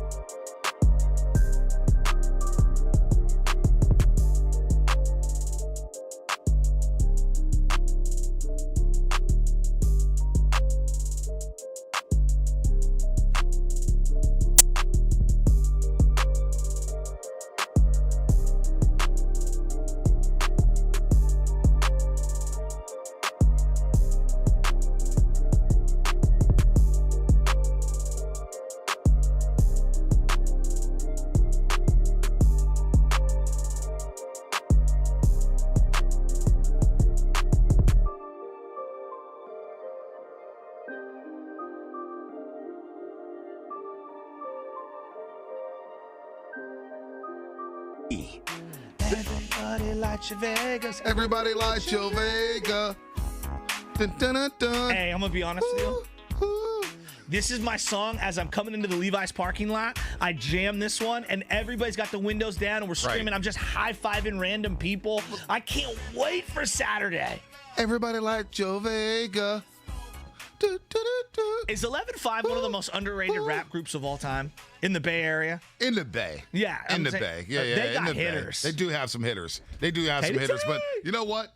I love that song. But ain't nobody lighting up no Vegas these days, man. You want to kill your throat? Go smoke a Vega, dude. Hey. Those were the hardest things. As we peel it back here a little bit, those were the hardest things to roll. I never got it down. I never got it down. The leaf coming off the paper. No, and the terrible. amount that you had to lick pre-COVID. Oh my gosh. Imagine doing that today. And the way people would lick them. I mean, my goodness. Oh man, it was like dipped in water or whatnot, man. All right, now through September 3rd. Shout out Smurge. Out through September 3rd. Get training camp insights every Monday and Friday at noon with San Francisco Training Camp Live, hosted by myself and Joe Shasky. Yes. Find out who's hot, who's hurt, and who will make an impact come week number 1 when San Francisco takes on Detroit. Follow San Francisco Training Camp Live exclusively on the Odyssey app Mondays and Fridays at high noon. You can also access the show on demand wherever you get your podcasts. Odyssey is your home for all sports, podcasts, music, and news that matter to you. Download the Odyssey app today as we get into some 49er football here. Real quick, Shasky, you had a thought right before the break that you wanted to tease here. What was on your mind? Well, if you went out to Levi Stadium, hit us up. I want to hear from you. Like, what did you notice? What did you see? I'm super excited to get back down there. But we're going to do something fun. And I'm going to kind of do a little tease here, if you will. Top of the hour, if you want to hear some Giants, we're going to talk to Dave Flemming. Can't wait to do that. Yep. But this is the 49ers' 75th anniversary. 75th anniversary. They are the first professional team on the West Coast seeded and breeded in the city. Everyone else moved west, okay? The Rams came a little bit after the San Francisco 49ers. They were here in 1946. And now, in 2021, we're celebrating 75 years. So to do something fun, I love the history of the Niners. I broke down and I put together all of the greatest players at every position. And what I want to do, I don't want to give you my list. I want you, the fans, to vote on it. So every single day, starting today, leading up to the regular season, we're going to bust out a different position, and I'm going to give you who I deem to be the top 5 or 6 guys at that position, and we're going to throw it on a poll, and we're going to let the fans assemble the greatest 49er team of all time. That's all we're going to do. We're going to throw it out on Twitter, 957 The Game. You can see us on YouTube, on Twitch. You can obviously download the Odyssey app. And we're going to create the greatest 49er team of all time. I think it's going to be a lot of fun. Today, we're going to start with tight ends. And honestly, it's a more loaded category than you want to give it credit for. Yeah, my top 4 right off the bat would be Vernon Davis, Brent Jones, Russ Francis. I guess you got to go George Kittle right away. You have to go George Kittle. You have to go George Kittle right away. And Monty Stickles. Oh, man, Monty Stickles. And we'll get into he'll be the odd man out. Yeah. He'll be the odd man out. Well, because the eras were different. Right. We'll get into the data, but I did every single position, and it's pretty crazy how loaded the 49ers have been over the years. No doubt. And then I look at the team that was out there this weekend, and I'm saying to myself, how many all-time 49ers are on this team right now? Like, Fred Warner has a chance to be there. You brought up George Kittle. Who knows where you got Trey Lance at some point. Brandon Ayuk. Like, there's some great Niners that are on the team right now. So I'm real excited. But what is the question that you had for me regarding the quarterbacks? Let's go to 49er tone, because I think he could set a tone here in Brentwood. 49er tone. You're on with Shasky and Bonte here on 95.7 The Game. What up, 49er tone? Hey, what's going on with you guys, man? It's my first time calling. Been a fan of you guys, and obviously a fan of the station since the very beginning when it was sports radio before it was the game. So thank you. I'm just happy to be on, and I'm just happy, to be on with you guys and proud of what you guys are doing. And thank you. I was there at Levi's this past Saturday, but real quick, Bonte, because you called out A's fans earlier. And I just want to give you a shout-out. No. I just want to give you a shout-out because, as a San Francisco guy that you are and a Giants fan, you always look out for us A's, and I know you get a bad reputation. I don't know why. But, props for, giving us a shout-out and giving us a little shine. Because Appreciate we're only that. 2 games back. Yep. The acquisitions that we just got with Marty, man, he looks such a beast, man. Dude, Marte's a beast. We're Harrison's a beast. Gomes is a beast. I'm very excited. Yeah, no, you should be excited. A's fans, 2 back of the Astros. They have a good team. I love the starting rotation. Marte's body looks like he could play strong safety for the Niners. Yeah, he looks like a beast. Exactly. He just brings a different swagger. And Shasky, you're right. This doesn't feel like one of the better playoff teams that the A's have had in the past 10 years. But that's the beauty of baseball. Anything can happen. And a guy like Marty bringing that swagger, he just looks different. And that'll be my segue to going to Trey Lance as well. Being there Saturday, I know that wasn't maybe his greatest practice, but dude just looks different on the field. Thank you. I mean, he the command he's doing audibles on the 11-11s, just, pointing directions. I mean, the guy just looks different. It just, I'm so excited. I cannot wait to be there on Saturday. Let's go. Cannot wait. 49er Tone, great call. Thank you for calling. First-time caller. Not a bad job, 49er Tone. Very good first call. Yeah, here great call. on the morning show with Shasky and Bonte. Isn't that the big takeaway when people see Trey Lance for the first time? They're like, oh, because like you're like, oh, 6'4", 220.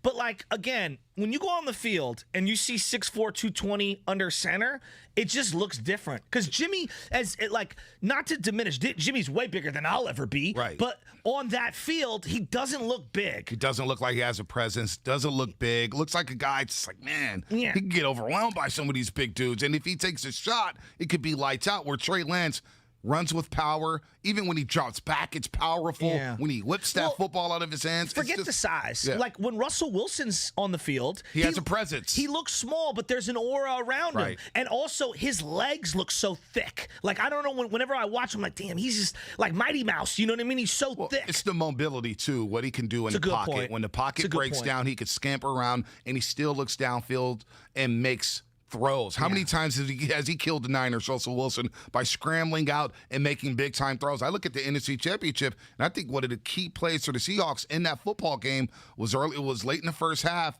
Seahawks are down 10-0. Niners are controlling the football game.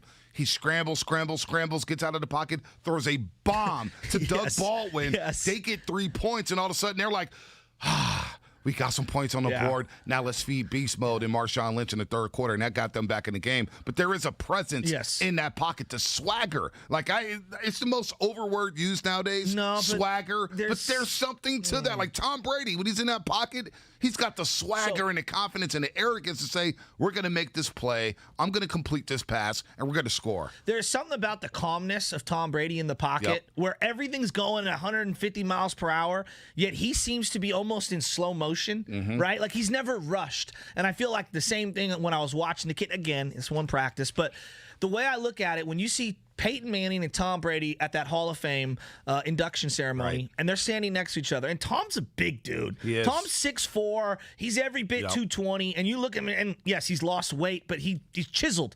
And you see Peyton Manning, and Peyton Manning's in dress shoes, and he's a half inch to an inch bigger than what Tom Brady is. And those are big dudes. You don't play 15, 16, 17 years in the NFL, Tom's case 20-something years in the NFL, without being a big, strong dude with skills that you can hang your hat on. I look at what Trey has just physically. This dude can hang his hat on a lot of things. The howitzer of the arm, the body and the ability to take hits in the middle, and obviously his legs. I look at Jimmy, and again, this is just a reality. Because he doesn't have the evasion of someone like Russell Wilson, there's a reason he continues to stay hurt. I agree. His body's just not that big. If you're going to be a pocket guy, you got to be bigger. I remember Bill Parcells joined 95.7 The Game a few years ago, and he said the one knock he had on Jimmy G, or the one concern he had on Jimmy G, was how durable can he be in this league? He questioned his durability. I think that's great fair. Bill Parcells, and you see why, because of the stature, the size there. Let's go to Brendan in Newark real quick. He was at Levi's on Saturday as well. Brendan, what was your takeaway from Levi's Stadium Saturday? Good morning. Good morning, guys. The first takeaway I had was how good it felt to be at Levi's. Just having the fans come around and scream and be yelling, "Go Niners!" I brought my family, my wife and my 2 girls. Oh, awesome! We went and found our brick. Like, we took pictures with it. And then when we got to our seats, just seeing my 5-year-old, my 3-year-old shout, "Go Niners." We purchased the 49ers Foundation mystery box. I came away with Ross Dwelly's practice-worn cleats. Sweet. It was just the greatest feeling. My wife's a Broncos fan, and even though I married her anyway, like, just having us back in the stadium, she felt it. She's like, "We got to go to Denver next." Oh, that's awesome. We were just feeling the vibe. So happy football was back, and seeing the rookie hype machines going up and down the side of the field in between practice sets, just seeing everyone so excited to have fans back, have the players back, seeing Kyle on the field, it was an amazing feeling. Hey, I'm glad that you shared this, because when I brought my little nephews, Guido's kids, out to the game, you see a game through a child's eyes. It really makes you appreciate how lucky we are to be able to, especially after the pandemic and everything that's going on, to see them experience something like that. That's pretty cool. Thanks for calling in, man. 888-957-9570. If you're at Levi Stadium Saturday, how good did it feel to be back inside of that stadium? Not watching the game, but watching practice. Which leads me to asking this question to Joe Shasky, the Butcher Boy, because we've made a lot of this quarterback competition. Whether or not you believe it's a competition or not, that's one thing. Let's dig in over the weekend, thinking about this roster. And you see the reports that Jimmy G has stepped up his practice game. Okay. He has stepped it up. Although half the defense has been out of practice, we'll see Saturday when they take on the Kansas City Chiefs at Levi Stadium. But we believe this team has a Super Bowl caliber roster. Even with Trey Lance possibly starting at quarterback, and a rookie has never won a Super Bowl. Rookie quarterback has never won a Super Bowl or led his team to a Super Bowl. But I wonder if a rookie has ever come into a team like this with this much talent. Maybe Ben Roethlisberger with Pittsburgh. Maybe that's the one outlier. That's it. But other than that, I can't think of a team that was ready to go with a rookie quarterback. With that said, Jimmy Garoppolo is still on his team. He is still on his team. And if he does start week 1, and if he does start every single game this season, can Jimmy G lead this team to a Super Bowl? Do you believe that Jimmy Garoppolo, with all the noise around him, with Trey Lance barking up his back and climbing up his back trying to get the starting spot, Shanahan doing everything he can to flirt with every single quarterback in the league, it seemed like, and the fan base basically being split about Jimmy Garoppolo. If Jimmy does start, do you feel confident that this team can win a Super Bowl with Jimmy Garoppolo? I mean, yeah, I have confidence in Jimmy Garoppolo. The area where I start to pause and be reluctant is it's just the health, B. Like, I can't guarantee health. Like, his body of work speaks for itself. Him being healthy is the outlier throughout his career. Right. And so for me to say he's going to be healthy all year and he's going to excel once they get into the playoffs, that is it's a tough thing for me to accept. It's until I see it, it's hard to believe it, Niner fans feeling like that, you believe? I do think you're right, though. This is their best roster that they've had since Shanahan and Lynch have come through. I think this is on par with the 2011-2012 version of the Niners. They have great weapons, it feels like. This is the best supporting cast Jimmy Garoppolo's ever played with. Yes. George Kittle. They got weapons. He saw George Kittle, but he's never had a receiver like Brandon Ayuk. And then you add in Deebo Samuel, who's in the best shape of his NFL career. He's never had weapons like this. Yeah. The offensive line looks really good. Mike McGlinchey needed a little work there, but outside of that, Trent Williams on the left side, he's probably better than Joe Staley was in 2019. The stable of running backs that he's handing off to, Trey Sermon, Raheem Mostert, Elijah Mitchell. Jeff Wilson Jr. is on the shelf. He's pretty damn good. Yeah. Can you win a Super Bowl with Jimmy Garoppolo? 888-957-9570. We're going crazy for Trey Lance. Going crazy for Trey. We've lost our minds when it comes to Trey Lance. I admit it. This guy looks the part. I believe he's a better quarterback than Jimmy Garoppolo, although he is raw. But what if Jimmy does start? What if Jimmy does start for this team? Okay, let me dissect this. Who gives you the bigger margin of error between the two quarterbacks? I mean, clearly we haven't even seen Trey in a real game, but it feels like Trey, right? Why do you say that? Because of the running ability. Okay, you think that means so much? Because of the ability to get the hitting yards. When the play breaks down, can he improvise? Can he make throws downfield? Can he hit the deep strike? Or does he have to matriculate the football down the field with 12, 15, 17 play drives? You know, does he really need a running? Like, where's Jim? Can he carry an offense? Yeah. I'm going to give Jimmy the clear-cut edge right now, given that obviously he has familiarity. We've seen him do it at the NFL level. The health is the biggest question mark, right? If this was about, hey, I just want to win the Super Bowl with this particular year and this team and strike while the iron's hot, then I think right now, again, with the information that I'm presented with no games played, I'm going to give Jimmy Garoppolo the edge. I just think it's unfair for me to crown Trey Lance without seeing him even play a preseason game. That to me is just unfair. I don't think that's fair to Jimmy Garoppolo because that dismisses all of the big-time road and playoff victories that this guy helped hang for this organization. Let's go out to James in Dublin. James in Dublin was at Levi Stadium on Saturday. How did Jimmy look, James? How you doing this morning?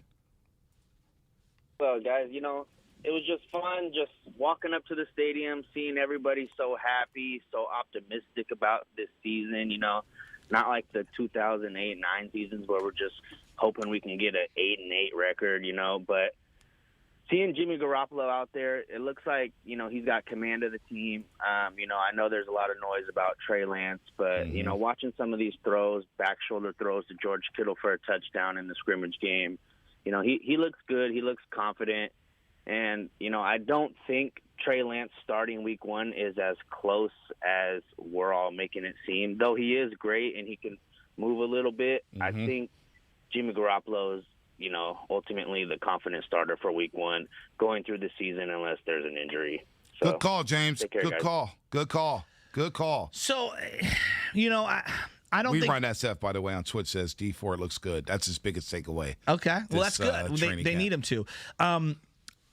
I'm looking at what they did with this offensive line this year, and that, to me, would be one of, had the offensive line been the same offensive line that they rolled back last year, I think I'd probably look at Trey even more because of the ability to move around. Right. But I do love some of the upgrades, specifically Alex Mack that they put in there for Jimmy Garoppolo. Look, I know everyone keeps saying it's not a competition. Jimmy's the guy. I think these 3 games are huge. I think these 3 games are huge, and they can downplay it all they want. Is this the biggest preseason game you've ever been involved in? Think about that. Outside of Kaepernick's last preseason game, remember we went down to San Diego? And they were like, oh, man, if Kaepernick doesn't look good, he's going to get cut. And he played really well and kept his job. To me, this is the biggest preseason game. We've had Alex Smith play. We didn't care in the preseason. We knew that he was going to probably be on the bench to start his rookie season. Kaepernick, the same thing. This is the biggest preseason game I could think of in 49ers history. In my 49ers history as a 38-year-old. I can't think of anything even close. And again, maybe we're blowing it out to be too much than it is. Right. I don't think we are, though. I think so many people are super fired up to, we haven't been in live full. This team hasn't played a preseason or regular season game in the state of California for over a year and a half. Right. That's crazy, number 1. Number 2, you got Jimmy Garoppolo. Last time we saw him when he was at Levi's, I believe the last Levi's game was the Dolphin game for him. Yeah, oh boy. I mean, House of Horrors for him there. Then I look at Trey Lance, obviously the ascension there. You got George Kittle coming back. I don't know who they're going to play. There's only 3 games, not 4 games. There's a convergence of about 5 or 6 elements on why. Just suspending the Trey and Jimmy thing for a second. Right. There's 5 or 6 other reasons why you could be excited for this. Then you throw the gasoline on top of that kindling of Trey and Jimmy. Bring me here. And here's the other part of this. I hate the Chiefs. And this is the team that beat you in the Super Bowl that's coming here. Now, I know it's a different version. You're only going to see Pat Mahomes for a second. Who knows what we end up seeing from them. But I don't like the Chiefs. And so there's just a lot that's going in here. I remember when we were worried about Okoye and Jared Hayne, former rugby players, making an impact in a preseason game. My, have we come far. Well, we've come a long, long way. JW on YouTube. Bouncing back from YouTube and Twitch, JW on YouTube says Jimmy G has all the tools, and I'm pushing for him to have a good season. But if he makes some bad mistakes here, mama, here comes that man. And that man is Trey Lance. What do you think of, and get in here on YouTube, hit subscribe, hit the like button, get in here on Twitch, get in here, 888-957-9570. Mines are lit up right now. We'll get back to the calls. Just because it's never happened, I keep hearing this thing. Oh, rookies never won a Super Bowl. Okay. Gotcha. Yeah, a rookie had never won Cy Young and MVP until someone finally did it, right? Thank you, Vida Blue. Thank you, Dwight Gooden, right? We always do this. So-and-so, a quarterback has never won a Super Bowl in his 40s until Tom Brady did it. We're in the era of unprecedented, yet we continue to say, just because it's never happened, it'll never happen again. I don't subscribe to that, and I don't operate my business that way. Just because someone had never conceived the idea of Uber or of, Grubhub or any of these things that are now commonplace doesn't mean that they couldn't be conceived and then all of a sudden happen and then all of a sudden be commonplace. Well, just because a rookie's never won a Super Bowl doesn't mean that Trey Lance doesn't have the best opportunity of any rookie ever to win a Super Bowl. Again, when I think about Ben Roethlisberger, his rookie season, the Steelers were 15-1. So they had sick. a great running game. So sick. Great running game. You had leaders in Hines Ward. You had Plaxico Burress there. You had some ballers. You had some that defense was stacked. And they lost to the Patriots in the AFC Championship game. Now, that may have been one of the better Patriot teams, but they lost to that Heinz Field, the AFC Championship, that is. Rodney Harrison with a big INT. You're going against Belichick as a rookie. All right? That was the closest a rookie quarterback got to winning a Super Bowl. And you saw Big Ben make some rookie-like mistakes. Can it be done? I think one day we may see that. We may see that. Can it be this year? This is the best squad. Like, you think about rookie quarterbacks and where they get drafted. Usually they're going to a terrible team. This team is stacked. This team is stacked on both sides of the football here. Now, is the defense the same as 2019? We shall see. We shall see. Jason Verrett looks good. We shall see, though. And I think people forget Russell Wilson's rookie year. They should have beat Atlanta in Atlanta. You know what? He roared an unbelievable comeback, and if you watch that playoff game, that defense was collapsing. He kept them in that game. That's a great point. Seattle would have gone to the Super Bowl because I'll say it right now, Niner fans. I'll say it right now, Niner fans. Russell Wilson and company blew out the Niners in Seattle late in the year. Justice Smith was hurt. They had no pass rush. And when Atlanta made that game-winning field goal to go to the NFC Championship, me, my little brother, we sat there and just had a sigh of relief and said, we don't have to see the Niners play Seattle. We don't have to see Seattle and Russell Wilson because they were humming. Was it that same year that RG3 won Rookie of the Year and had a playoff game? And tore his knee up against Seattle on the grass. I believe they won the division that year. They did, 10-6. So Shanahan has success. I believe Kyle Madsen sent us a text. The producer for the Midday Show does weekends here at 95.7 The Game. Really good. He's good with the numbers. He sent us a text basically saying that the highest rookie-rated quarterbacks of all time, one of them was RG3. Under Shanahan, Under Shanahan in year one. So it's not like this particular coach doesn't have precedent playing a guy. Now, I still think that Jimmy Garoppolo has the edge for me in terms of making this team, just because he's won big-time games. That season, Washington started off in New Orleans in the Superdome. Yeah. In the Superdome. Took RG3 down there, and they beat the Saints in the Superdome. I know. That was a damn good Saints team. And they beat them in the Superdome. To start the season, and RG3 was electric, as the segment is presented by Golden State Lumber, open from 6 a.m. to 5 p.m. Monday through Friday, with some locations open on a Saturday. Visit GoldenStateLumber.com for more information. The lines are lit up. We got Andrew, Robin, James, and Gene. Let's start off with James and Palo Alto. God. James, what's happening, man? You think the Niners can win this thing with Jimmy Garoppolo? What should Shanahan do here before week one? So I think that either quarterback could win. I think a really interesting competition is who's going to be behind them, who's going to get that play. Because I'm not sure who's going to be the number 2 quarterback once Lance becomes number 1. Because once Lance is number 1, then Jimmy is traded. And the Niners need draft choices because they gave up so much for him. I agree. If they could get a number 1 or number 2? No. Oh my God. They're probably jump at it. Look, if we're being honest, because of the price tag, it's going to be very difficult to move him right now. But the other part of this is, I just don't think he's worth a 1 or a 2. I think a third rounder is about all you can get for Jimmy. And maybe I'm too optimistic. Maybe it's a 4th and a 6th. Well, I don't Benjamin know. Albright, who covers, he said a 4th round pick last week. Fourth round pick. James, go ahead, continue. Hello? Yeah, James, you're still there. Sorry. The one thing that I think is there are teams hurting for starting quarterbacks right now. Look at the Colts. Yeah. They're desperate. The problem with the Colts is they surrendered picks. What's his name coming out from retirement? Yeah. It's crazy. I would give up a 1 for Jimmy if the Colts were to try and make the playoffs. So I think that the desperation and the injuries in the NFL are going to increase his value to a team, because there's a big difference going 7-9 or going 10-6, and that difference could be Jimmy Garoppolo. Yeah. Good call there, James and Palo Alto there. And I do think that teams will be desperate. Houston, maybe. Let's see what happens with Deshaun Watson. To me, that's the most plausible trade landing spot for Jimmy Garoppolo, because if he gets put on the commissioner's list, Deshaun Watson, they need something. What about his former? But they don't have picks either. Yeah. What about one of his former coaches in New England, Brian Flores? Tua Tagovailoa, who's the backup down in Miami. I'm looking at that situation. I'm thinking. But they're putting out all kinds of Tua propaganda on their social media. Dude, yeah, Look at the check down. Dude, it's getting ridiculous out there. And I'm a big Tua guy, man, but I'm a little worried about my guy from Alabama. Let's go to Andrew in Napa. Andrew in Napa was at Levi's Stadium on Saturday. What's up, Andrew? You're on 95.7 The Game. Hey, what's going on, guys? How you doing this morning? I can't complain. Good. Good, neither can I.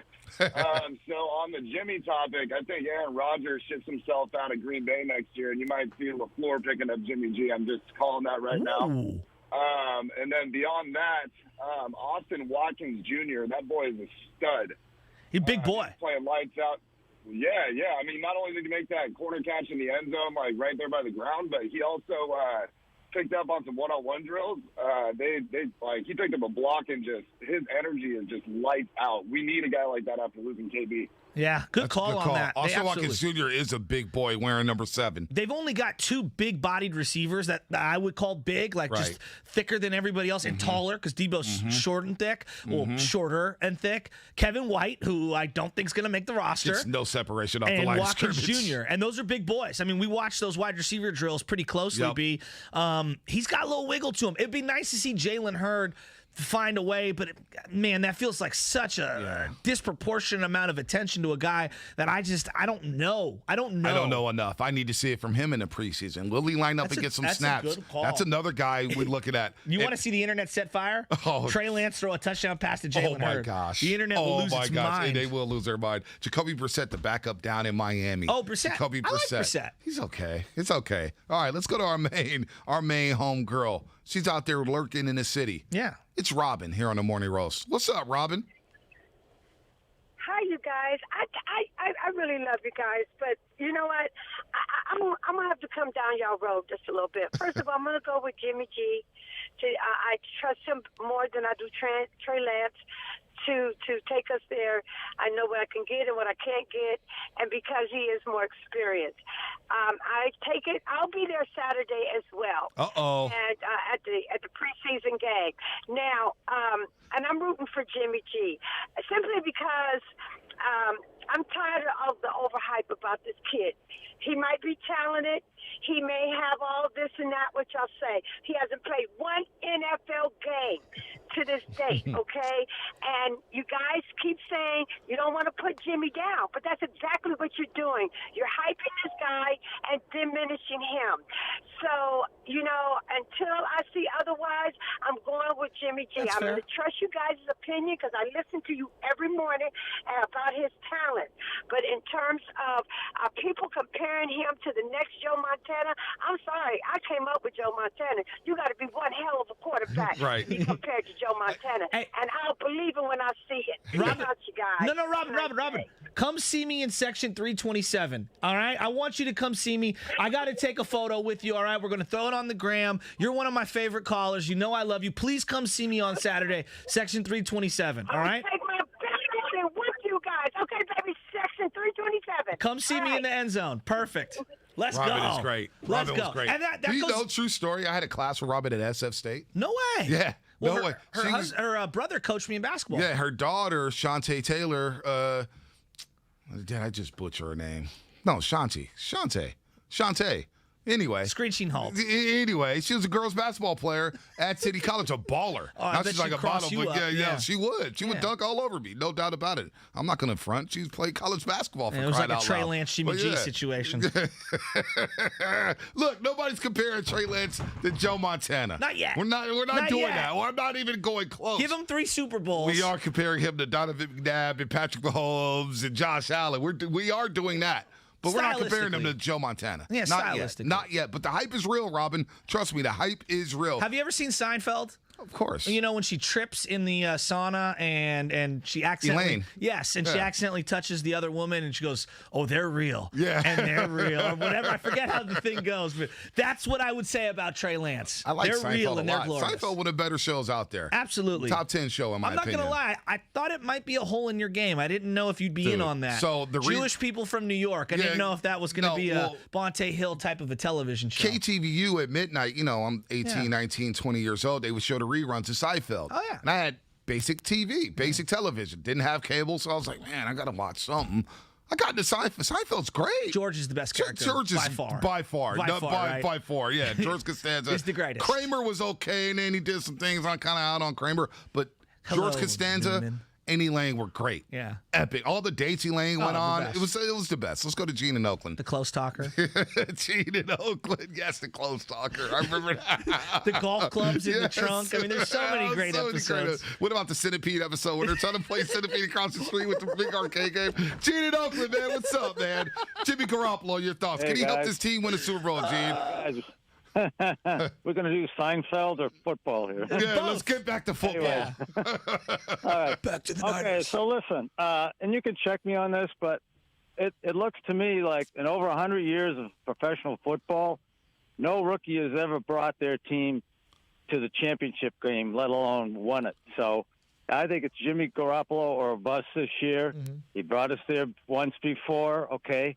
And, if we're as dominant, if we have as dominant, team around him, maybe he just needs to be, one of those mediocre. I think there's about 8 of them that have won Super Bowls that really never did much in their careers otherwise. All right, or you know what? If it comes to Trey, and if he's able to go out there and and not be battle tested ahead of time, as I think that these rooks need to be in the playoffs, and he marches straight through, wins the Super Bowl. Move over Joe Montana, because this guy is the best of all time. Wow. Thank you. So, yeah, wow. Great call. When Gene was talking, he said there hasn't been a rookie to get to the championship game. Mm-hmm. I'm looking at Big Ben Roethlisberger. He was a rookie who did get to the AFC championship game. Rookie season, Ben Roethlisberger went 13-1. 13-1. All right? He went 13-1 as a rookie quarterback in the league in the regular season. Now he gets to the playoffs. They get to the AFC championship game. They lose to the Patriots. Throws 3 interceptions. All right? That playoff run for him was not good. 3 touchdown passes, 5 interceptions. But as a rookie, he helped Pittsburgh get to the AFC championship game. Now you look at the pass attempts. He never threw the ball more than 28 times in a game as a rookie for the Pittsburgh Steelers. Very run-dominant oriented team, right? Run first. Yeah. We're going to pound the football, timely throws here and there. Never threw. He had 1 300-yard game that season as a rookie. That's kind of the blueprint I see for Trey Lance. Well, it's the blueprint that they did with Jimmy, too, exactly. if we're being real. Right. He's not going to throw the ball more than 30 times, and you don't want a quarterback throwing the ball more than 30 to 40 times in a football game in today's NFL. You need that balance. So, okay. I allowed this conversation to go on because I wanted to hear from both sides of it, and I still do. But we keep hearing the same thing. 100 years of football. No rookie has ever won the Super Bowl, all right, as the starting quarterback. Well, let me give you another nugget of data that would go against Jimmy Garoppolo. Only 3 quarterbacks in the history of the game have won a Super Bowl after losing their first Super Bowl appearance. Can I guess? Go. John Elway. Number 1. Peyton Manning. No, Nope. not Peyton Manning. Nope. Not Peyton Manning. I'm stumped right now. I'm going to give it to you because we're coming up on it. Len Dawson, Chiefs legend. Wow, we're going back. Wow. And Bob Greasy. Now, each of them had made at least 1 Pro Bowl in their career. Obviously, this is pertinent information. So, if you want to say no rookie has ever won the Super Bowl. I would say I think it's as hard to lose a Super Bowl and not be one of the greats like Greasy as I think Greasy probably is better than Jimmy. Oh, actually, he's not probably. Was better than what Jimmy Garoppolo is right now. You could see it's just as hard to lose a Super Bowl and come back and win one. John Elway. I knew that off top, but Lynn Dawson, because they lost to the Green Bay Packers. Smoking a stogie on the bench at like 29 years old, looking 55. Chiefs lose to Green Bay, they lost Super Bowl II to Green Bay, and then, of course, he beats the Minnesota Vikings in a later Super Bowl. And then Greasy, they must have lost to the Cowboys, and then whoever they beat, what was it, the Washington professional football team? Yes. When they went undefeated, 17-0. That's crazy. That is crazy. Isn't that crazy? That is wild. So as much as we keep saying so much, and they're not wrong. I mean, this is just data. That's all it is. This is just history and data. Yeah, no rookie's ever won it. Yeah, well, only like legends have lost a Super Bowl and come back and won one. And one of them was part of the greatest team of all time, or one of, in the Miami Dolphins that went undefeated. Strike shortened season, Dan Marino is a rookie. Went 7-4 in the regular season. Lost his first playoff game to the Seattle Seahawks. And lit it up. 15-25, 2 touchdowns and 2 interceptions. The next year, they advanced to the Super Bowl, of course, and they lost to the 49ers. Let's get Antonio on here real quick before we hit the break. Antonio, what's happening, man? Can the 49ers win the Super Bowl with Jimmy Garoppolo? Yeah, I already seen him freaking win big games against Aaron Rodgers, against Russell Wilson. Remember last game at Seattle to win a division? I mean, Jimmy won that game. I seen him beat Drew Brees at his place. I was there in New Orleans. That was amazing. And Trey Lance is not ready right now because Tom Brady had to watch, and Aaron Rodgers had to watch for 3 years. Mahomes wasn't ready. Josh Allen looked terrible as a rookie. Peyton Manning's had lots of ups and downs, and these are like Mount Rushmore type of quarterbacks I can name right now, or at least top 10. You know what I'm saying? So Trey Lance, I love all his throws from behind his head and over somebody's head and all this stuff in training camp. But I got to see in the game first before I really, join the hype. Even though I'm high on him, I was happy when we drafted him. That's why I wanted us to draft. But I got to keep it real. He's not going to be ready. Wow. So I hear you, Antonio. Are you going to be Thanks down there Saturday, Antonio? You going down there Saturday? Yeah. Oh, yeah, I'll be there. Holler at me. 327. We'll be out there. Big party. And here from the 925. They're real and they're fantastic. The woman was Terry Hatcher, a former Gold Rush girl. Wow. Remember? Wow. Yeah. That's great knowledge. Part of the 49er cheerleader. This is why I love our audience. That is We've great, got the best great audience. knowledge. We do. By the way, from the Houston Chronicle, Terry long Hatcher time. had a moment. She did, no doubt. In my life. John McClain, well, that's a little TMI. John McClain, Houston Chronicle, longtime NFL writer. Very connected. Tweeted out at 7:20 a.m. Deshaun Watson will never play another down for the Houston Texans. Wow. Remember, hey. He owes you a steak. He does owe me a steak. He owes you a steak. Can we get McClain on this week? Because your boy might want to go to Prime Rib. House of Prime Rib. What do you think? He just Venmo me some dough? Can I tag along? Yeah. Can I tag along? I'm thinking. I want to go. I'm thinking maybe I go to Bourbon Steakhouse and eat it right before the preseason game. Look, we're going to qualify a lucky listener to go sit at a Warriors game with Tim Hardaway. No way. Yes way. 8:15, right after we get Flem on the line. Way. Dave Flemming coming up here on the roast. I just made that out. Little you know what Giants that talk? was. Little Giants Let's talk go. because they just won another series Number against one the team in Brew baseball. Crew. Flem coming up here on 95.7 The Game. Get ready. Saving starts with Xfinity.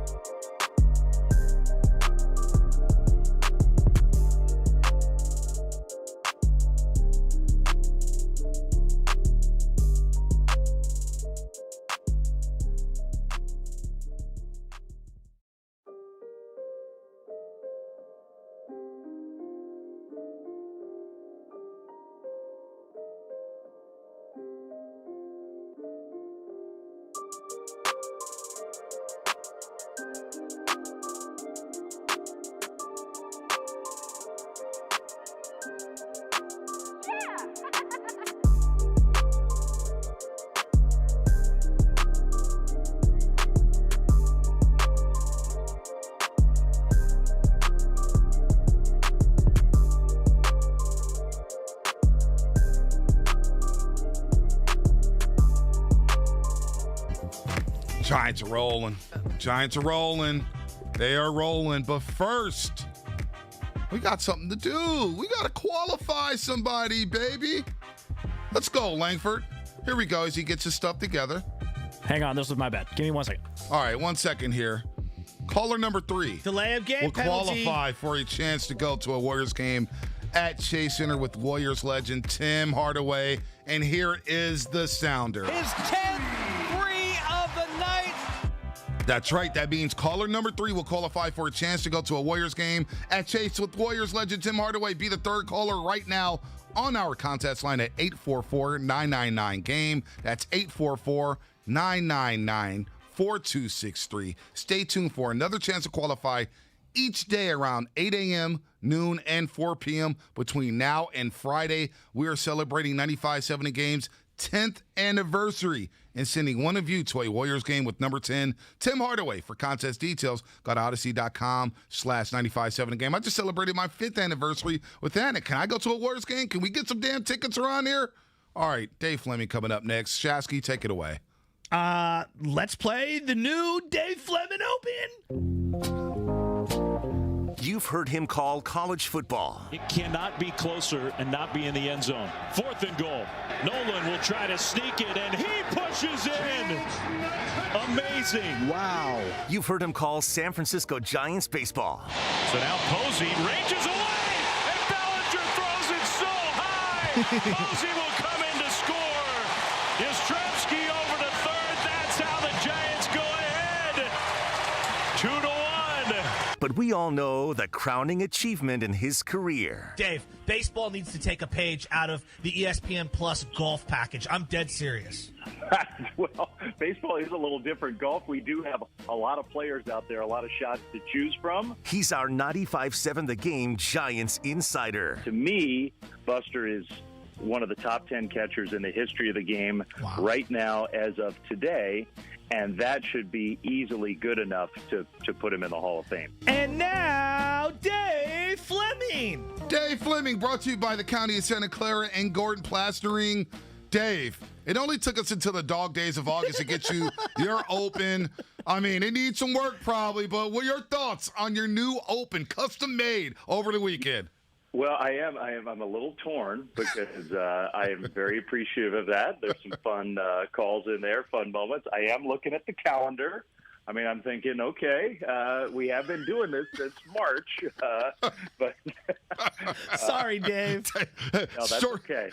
Hey, we're short on staff around here apparently, man, due to the pandemic. So it took us a while to get it done. Yeah. We've only been asking for it for about maybe 3 to 4 months, but hey, we finally got it done for their postseason run for the Giants, man. It is unbelievable. Speaking of unbelievable, what we just saw in Milwaukee. I mean, for the 30th time this season, Flemming, we're like, oh, man, that's the game of the year. Yeah. What a win for the Giants. I thought Thursday was the win of the season. And then Saturday happens, and they win an extra inning affair, 4 extra inning games on a 7-game road trip alone. And the Giants coming out of this with series win over the Brewers, Astros, and Dodgers. It's just the unbelievable just becomes more unbelievable. Yeah, it really does. And my favorite part of that thing you built for me, which I am flattered by that, but was the Bellinger play, because I mean that now that Bellinger throw, it seems like a year ago, and it was only the last homestand. I mean, it's just amazing how many of these kind of games the Giants have had now in the last few weeks, and how many moments like that this season is producing. And these Brewers games, I fear, are kind of going to be lost in the shuffle when we look back on 2021.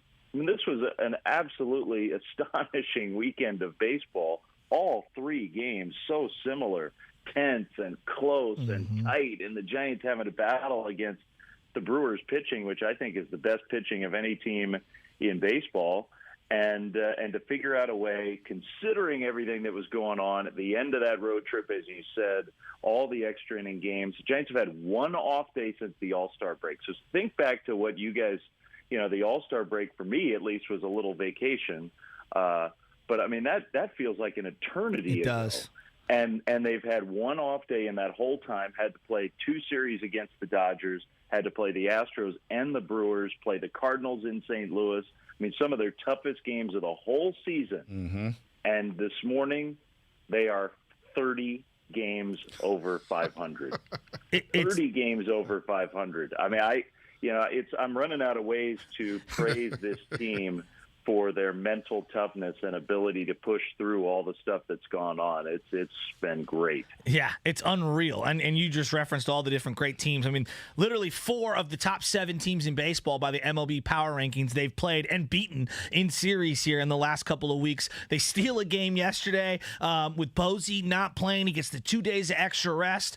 But we were talking about just this last week, what Chris Bryant has done to this lineup, how he's elongated the lineup and put guys in their proper slots throughout. He has 9 hits this week. Crawford has 10 hits this week. Buster has 9 hits this week. I mean, Belt coming back with a fury. What do you think, like, Chris Bryant's real impact is going to be after this week, though? You think it's going to continue? I do. I mean, I think, number one, he just makes the Giants deeper and better. So when to me, I can't help myself. I'm already kind of thinking, okay, the Giants are going to be in the playoffs. Whether they're going to be the division winner is a whole different question and a bigger question. And the Giants can't ease up here. I mean, they have a lot to play for to try to win the division. So I'm not saying that we're just sort of putting them in the playoffs and the rest of the year doesn't matter. I'm not saying that at all. But, I mean, the Giants are almost certainly going to be in the playoffs, and I'm just kind of allowing myself to think ahead a little bit. If they're matched up against, whether it's the Dodgers or the Padres or the Brewers or whoever, do you want Chris Bryant in your lineup in that playoff game? The answer is, like, resoundingly yes. It just makes things, to me, look so much deeper and better, and he's played like the guy that they traded for.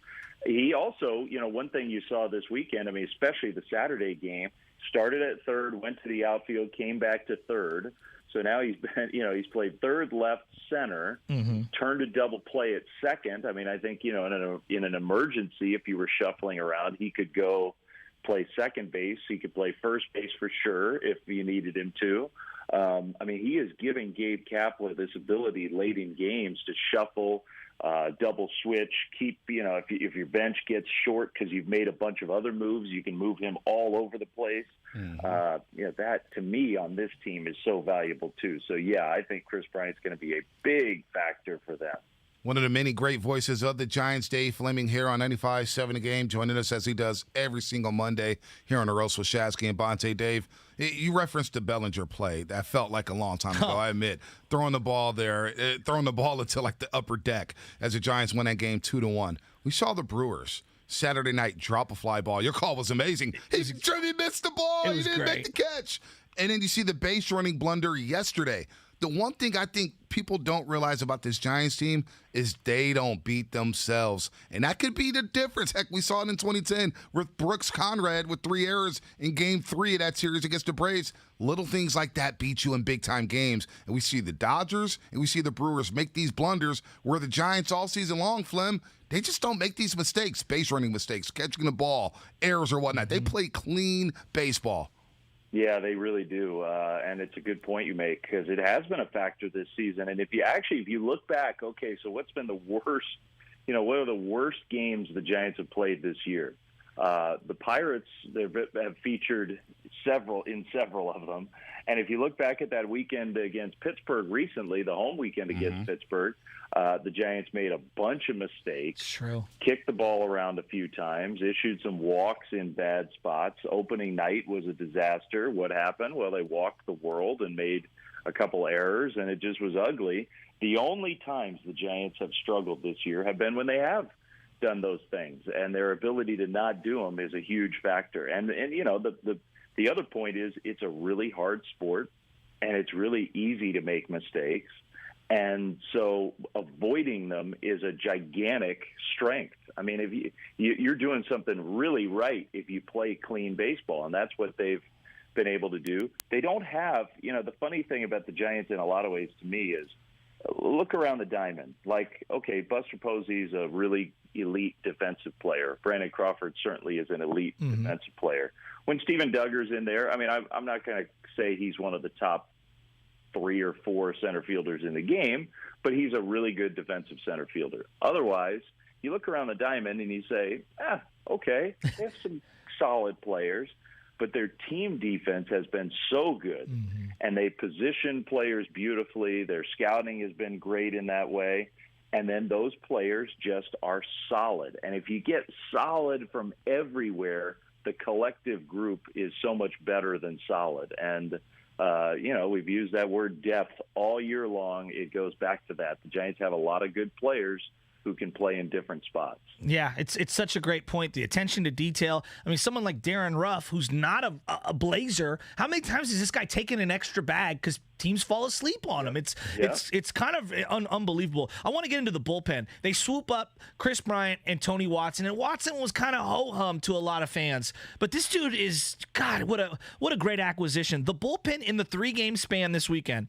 against Milwaukee, 15 2/3 innings pitched, 1.78 ERA, only 5 runs allowed, 10 strikeouts, 3 walks, 9 hits. Where would this team be without this bullpen, Dave? Yeah, they wouldn't be 30 games over 500, that's for sure. I mean, I think Gabe Kapler said to me recently when I was just talking to him, I don't think it was on an interview or anything, sneaky, you could argue that the strength of the Giants has been that bullpen.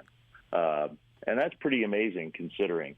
They have a lot of strength, and they're leading baseball in home runs, and so that's not to take away the starting pitching generally has been excellent. But I think you're right. The bullpen has been one of the stories of the year, and 2 things have happened to me to this bullpen. Number one, the 3 guys. And it took them a long time, not quite as long as you guys to come up with my intro.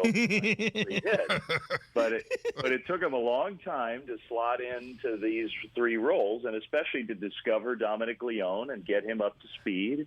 Dominic didn't even join the team until the season was well underway.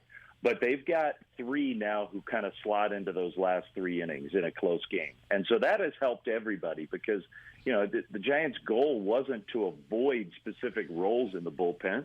The goal was to just get the best out of everybody. But it does make it easier to do that when you do have some semi-defined roles because everybody else just knows what to expect. It all kind of falls from that. So Leone, Rogers, McGee, and how good those 3 have been have let everybody else pitch in scenarios which are most comfortable for them. I mean, look, the one blip this weekend, and I'm not blaming him because he's been great. Harleen Garcia has been great and has often gotten some of the biggest outs for the Giants.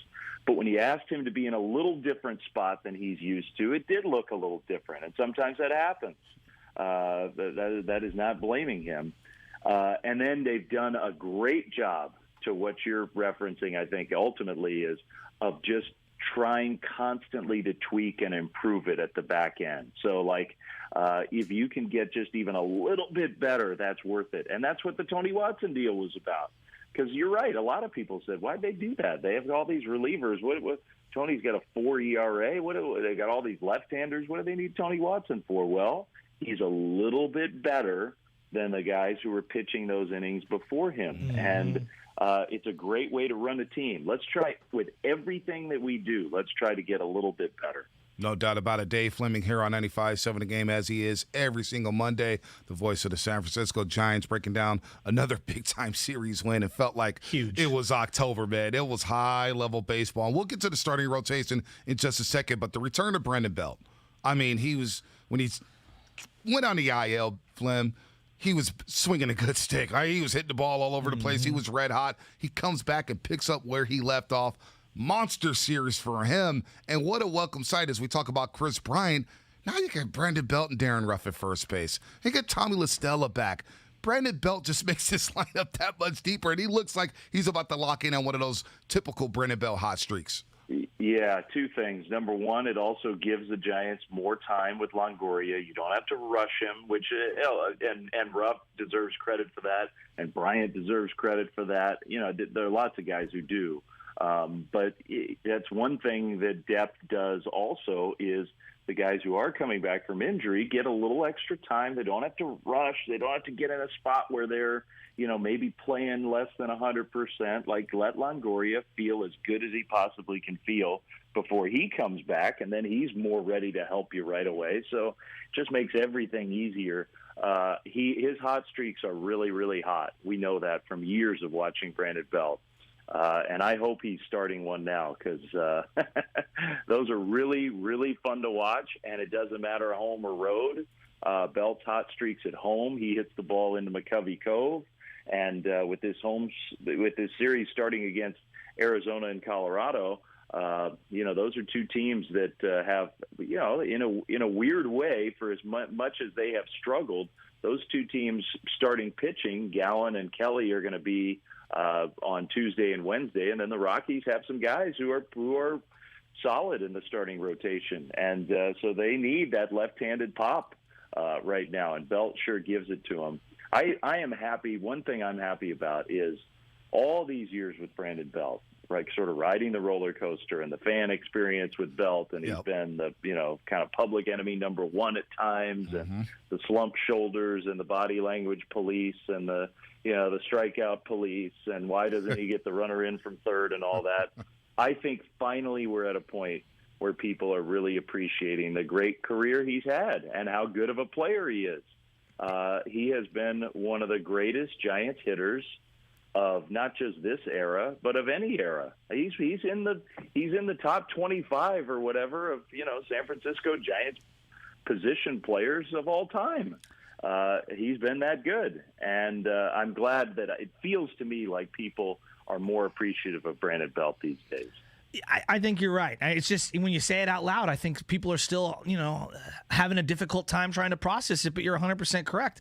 I did this exercise just writing down the most 25 influential San Francisco Giants, and you have to have him somewhere on that list. There's no doubt about it. I want to get to Logan Webb, though. This is a kid, I just didn't know what he was, about a year ago, and him and Sean Anderson, it's like, oh, maybe they've got something, maybe they don't, let's see. But this year, he's taken a quantum leap forward, and that outing Friday night, 6 innings, 9 strikeouts. I mean, he's 5-2 in the last month or so with a 3 ERA. He's becoming a very, very reliable starter for this team right when they desperately needed it with DeSclafani going on the DL. Yeah, they really have needed it. He's been huge for them.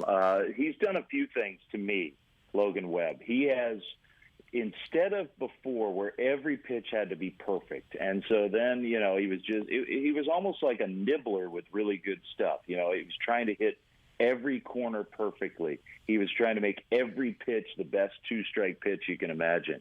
Instead of doing that, he now trusts that stuff. He's got incredible stuff, incredible movement on his stuff. And I'm not saying he aims down the middle and just lets the ball go where it's going to go, but it's much more like that than it was. He's just so much more aggressive in the strike zone with his stuff. He doesn't get flustered. I mean, I thought the start you're referencing against the Brewers is a really good example of that. That home run he gave up, that was a great pitch. Exactly. Garcia went down and dug it out and then somehow hit it over the wall. I was just stunned that swing produced a home run. But okay, all right, the guy's a strong dude, and he got the barrel of the ball somehow. Instead of okay, here comes a walk and a hit, Logan just went back to work, and he has matured so much in that way recently.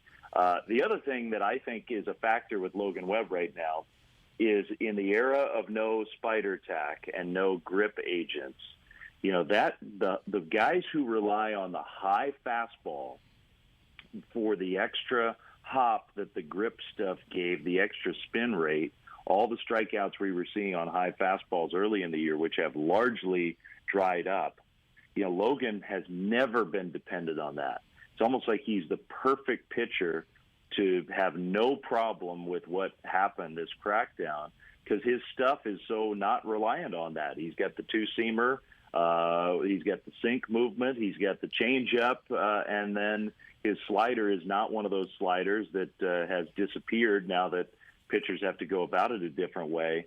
So it's almost like he was the guy least impacted by any of this stuff. And that's been to me, it's just good timing, but it makes his stuff play up even more based on the fact that he wasn't some of these pitchers in MLB who were having great years. Part of the reason they were having great years was that stuff. And for Logan Webb, that absolutely was not the case. What a time to be alive watching Giants baseball. Unreal. Season to remember. Unreal. 71 wins already, 30 games over 500. I think the over-under on the win total for the Giants this year was somewhere around 73.5, 74.5. Well, if you bet the over, you're going to cash that ticket by the end of this week, possibly. Yeah, I don't see them, Flem, going on some big losing streak here, especially over the next 9. 2 against Arizona, 4 against Colorado. They did 3 against the New York Mets, a 9-game homestand. But a day off today, and you deserve one, Flem, after that week a week ago against the Diamondbacks and Brewers. Flem, we'll talk to you next week after the Giants take on the Rockies and the Diamondbacks. Take care. I have an ESPN MLB telecast to do tonight. So maybe I'll try to say something really outlandish, and you can fold it into the next. I like that. What game do you have tonight? What game? It's a really big game. It's the Twins and the White Sox on Monday Night Baseball. Wow, there's only like 3 or 4 games. I'm looking at my fantasy baseball lineup. Really everybody's out. Schedule. You're right. Wow. Very quiet. Flip. No days off for Dave Flemming, the hardest working man in show business. We'll talk to you next Monday. Maybe we'll tweak this open that we worked on for like 5 months here. Whoever worked on it, I thank them. Absolutely. Dave, you're the best. You're too classy for the two of us schmucks. I mean that, like, seriously. God bless you. Wait till the Giants do go on a losing streak and this show goes on the rails. We'll test that out. There's no doubt. Just wait until Trey Lance throws a touchdown pass this Saturday, Flem. Oh, my God. Wait till that happens. All right, Flem. The reports on him are really good, huh? Oh, my God. I'm telling you, Dave, real quick, since we're here, I remember the first time I saw Lincecum. I remember it like it was yesterday, and it was like, wow, this just looks unlike anything I've ever seen. It feels very similar with Trey Lance. Yeah, you're not the first person who said that to me. Somebody else told me, ooh, boy, they hit this one right. So that made me excited. Yes. We can't wait till Saturday. You're I know best, you're Dave. all eyes on that. Flem, take care, man. We'll check you out too. Yep, absolutely. I love Dave him. Flemming. He is the best, man. He really is. He is the best, and he was presented by the County of Santa Clara. You can get vaccinated now for free at any of the drop-in locations, including Eastside San Jose, downtown San Jose, Gilroy, Mountain View, Sunnyvale, and much, much more. Call 211 or visit SECFreeVax.org to find a drop-in closest to you. And presented by Gordon Plastering, the Bay Area's best for plastering, drywall, and fireproofing. GordonPlastering.com. So he said something that I do want to react to, and we can get back into the football stuff because in about 20 minutes I'm going to give you what I think to be the greatest tight ends in 49er history, and I want to see where the fans are in terms of who they think is the greatest 49er tight end in the 75 years of their existence. He said that Brandon Belt is getting the appreciation now that maybe he hasn't gotten throughout the totality of his career, which I agree with. And then he said he's one of the top 25 San Francisco Giants, San Francisco, of all time. He's not wrong. And it seems outlandish, and I know a lot of people don't like Brandon Belt, and I haven't been the biggest Brandon Belt fan of them all. Well, I think we're both in that. But B, I think that the numbers... Late for laughing, too. He knows. I was putting it lightly. Well, I think 2 things can be true on this one, Ralph. And I mean this. Like, I think you could be frustrated with Brandon Belt at times and also appreciate what he really is, which what he is very reliable defensively, plus defender, probably would have more gold gloves if other guys weren't in the National League. I think he's extremely streaky, but he's given them a pretty damn good decade. Not the greatest, and he's never going to be Willie McCovey, all right? He's just not. And for a lot of people, he's not going to eclipse Will Clark, but his career has gone on longer in San Francisco than Will Clark's. And we can argue about why or if that's fair or whatever, but the reality is he has. And when you're a part of a champion, I think we're going to remember him in a better light 10 years from now than maybe we do right now. So when he said that, top 25 all-time San Francisco Giants, what was your instant reaction? Wow. Did you push back?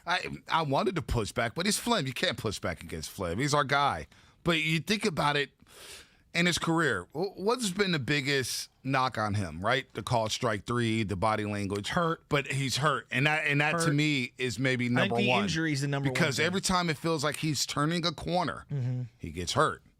He gets hurt. And look, injuries, you can't – if we all can control injuries, we would turn them right off. We see our favorite players play every single minute of every single game. Mm-hmm. But the injuries have really doomed him. You think about his first year with the Giants where he was getting sent back and forth from Fresno when the Giants had a AAA team in Fresno, California.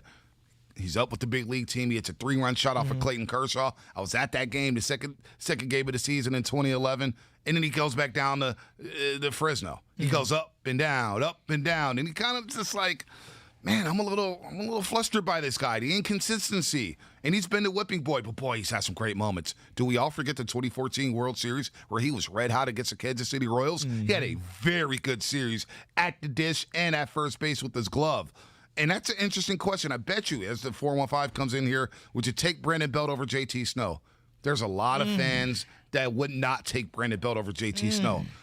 I would have a hard time taking Brandon Belt over JT Snow. I really would. But you look at the accomplishments. I hold him in such high regard. I know. I couldn't do that. Probably higher than the baseball card indicates. Right, but you look Actually, at I know it's higher. Sorry.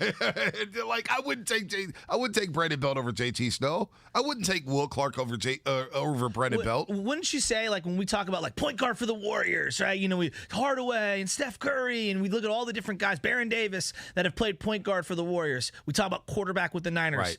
First base with the Giants, underrated how much emotion is tied into that position. 888-957-9570. Wouldn't you agree? Absolutely. Would anybody out there take Brandon Belt over JT Snow or Will Clark? That's a tough one. Shasky.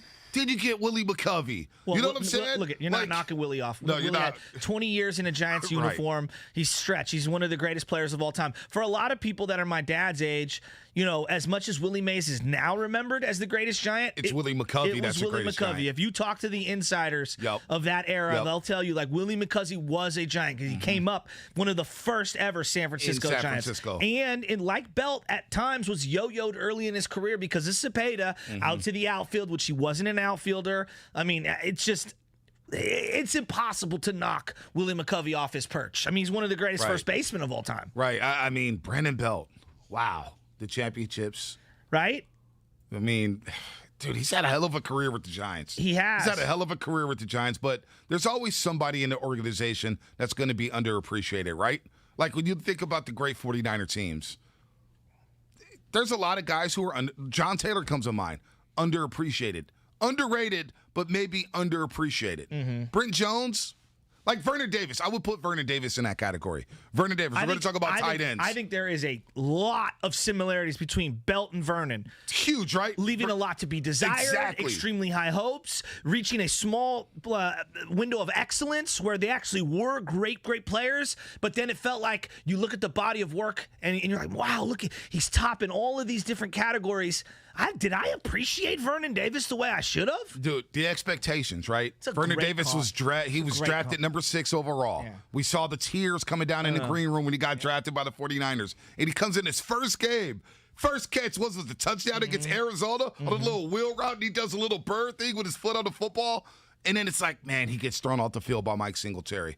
He's not blocking. He's dropping passes. He's catching them with his shoulder pads. Then he has a year where he scores 13 touchdowns at tight end. 1,200 yards. Right. And then you think about the playoff run against the Saints and the Giants. He was the Niners' best player on the field during those 2 games. One of the great moments in 49er playoff history, like Belt has one of the great Giants moments in playoff history with that 17th inning home run. No doubt. I think there's a lot of similarities between these two. Here's the problem, I think, and Vernon suffers from this as well. There were so many great players around Vernon Davis at that time that I feel like he's the forgotten one. And then I look at Belt, it's like Posey, Lincecum, Kane, even Brian Wilson. Right. Some of the characters on those teams were larger than life. He didn't even play with Brian Wilson for half a year until he blew his arm out. He wasn't on that 2010 World Series team. Pablo, for some reason, we hold Pablo in higher regard than even Brandon Belt. No doubt. Maybe not all the fans, but I think a large segment. A lot of people. That's a really good comp.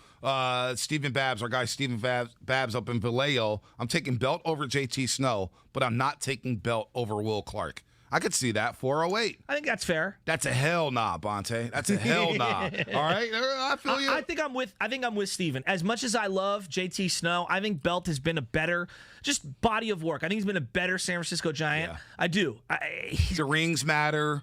the homers, and the longevity, better plate presence. It's up there. It's different. Like how we evaluate players has changed. Go back and look at the 2002 JT Snow series in the World Series. He was outstanding. He was great. He was great. But I will say this. JT Snow, I think, is the greatest first baseman defensively I've ever seen in my life. He made a play over the shoulder on a Jason Schmidt 150-pitch outing against the Chicago Cubs. It's one of the greatest plays of all time. It was a Jim Edmonds-like dive over the bullpen. Like it was just at Wrigley Field, right? One of the sickest plays I've ever seen in my life. I think that was the series where he had like 4 plays. He was so sick. In the series where it was like, okay, now you're showing off. And he had a cannon. Yeah, you're showing off, dude. He was electric. JT. And it was a sneaky good trade for the Giants. Alan Steal Watson? him. Yep, Alan Watson for JT Snow. Wow. That's Brandon Belt. Yeah, interesting. That's a lot. I will say this about Belt's defense too. I mean, he's been so underrated in his career as a defender at first base. Yes. Like I know this is a big if, but if Anthony Rizzo and Paul Goldschmidt weren't in the National League, those two are constantly taking the Gold Gloves that Brandon Belt could have had. So I do think whenever we are talking about Brandon Belt, his defense isn't brought up enough. It's a great point, and you notice it when someone like Darren Ruff's playing first base, and I love Darren Ruff, but he made a backhand yesterday that I know Belt scoops. I just know he does. You know what I'm saying? Oh, that play with Crawford. Yes. There's no doubt. There's no question in my mind. And again, love what Darren Ruff's done, but there's a difference. I mean, there's an absolute difference. And even Posey, when he was playing first base, nowhere near as good defensively as Brandon Belt. There is something about also, again, being on the diamond, when you're throwing over to an extremely large target, you feel like you have a wide variance to miss. There's just something about that. And I think if you look at Brandon Crawford's entire career of highlights, how many of them on the other end is Belt digging one out? Right, no doubt. There's no doubt about that. And I'm not trying to take away from Crawford's arm, but like they go back and forth for me. Like I think they go hands in hands. That's a good point. Brandon Belt has never hit more than 18 home runs. But you look at those seasons, man, and you look at the games played. It's like, man, 137 in 2015 where he hits 18. If he plays 162, he probably gets a 20. He's got 15 home runs in 59 games this season. Think about that. I know. In a contract that's the story year. of his career. Right. Like, I'm at 18, got hurt. You know what I mean? Like that. It feels like the story of his career. It's maybe the year he gets 20. I hope. And he may not even play 100 games. I mean, he doesn't look right, though. Running around the bases, he doesn't. He don't look right. And here's the other element. Don't you think that Will Clark left a lot on the table with the Giants leaving in free agency when he did? Absolutely. We forget about Will Clark being on the 93 team. Think about when you talk about the 1993 Giants. You talk Barry Bonds. Talk about Matt Williams. Talk about Darren Lewis. Yeah. You talk about Royce Clayton. You talk about, say, Robbie Thompson. Talk about Robbie Thompson. Will Clark is a forgotten dude on that 93 team because it felt like he was leaving, right? And it felt like Barry Bonds was the dude, and we all flocked to Barry. He's a forgotten guy, and he left, and it was like, man, he was never the same. He was never the same. He had and really his decent great years. His great years were when we were very young. No doubt. I mean, 87, 88, 89, I was 90. 5 years old in 87. I know, but like you look at what he did with the Orioles and with the Rangers and then again with the Cardinals. Like Will Clark had some decent years after, but no, he was not in his prime like he was with the Giants. Plus, I think he would have had significantly more impact batting in front or behind Barry Bonds. Right. And clearly they weren't going to get along. No doubt about that. But you saw him in the suite last week. Oh, no, they're buds now. They're buds now. Time They're heals chilling. all wounds. Yeah. I mean, those two egos, that would have been something else. I mean, look, even Durant and Draymond can get along a couple years later. Couldn't get along when they're on the same team. Speaking of which, since we're here, what'd you think of that video? Well, before we get there, let me just let everybody know that if you're looking for sports betting content all day long, the BetQL network is now available nationwide on the Odyssey mobile app and website. Over 10,000 home and auto-connected devices at BetQLnetwork.com. This is wagertainment for every single fan, morning, afternoon, and night. Betting angles throughout the day. Insight from local and national experts. Entertaining content to keep both casual and hardcore bettors engaged. Get sports betting tips from the best in the game. BetQL Network, streaming now on Odyssey. Let's discuss that before we unveil, or we'll pull it out there on a poll, the best tight ends in 49ers history. Draymond Green and Kevin Durant.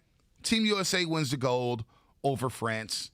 Pretty good game. Kevin Durant looked special, 29 points in the closeout game. He had 30 in the previous two gold medal games he played in. Draymond was really good defensively. I'm not going to knock him for that. Drew Holiday, really, really good. But a lot of people took shots at Team USA. A lot of people saying, oh, this team ain't winning gold. They're not going to make the medal round. They stink. This team sucks. We hope they lose. We're going to root against them.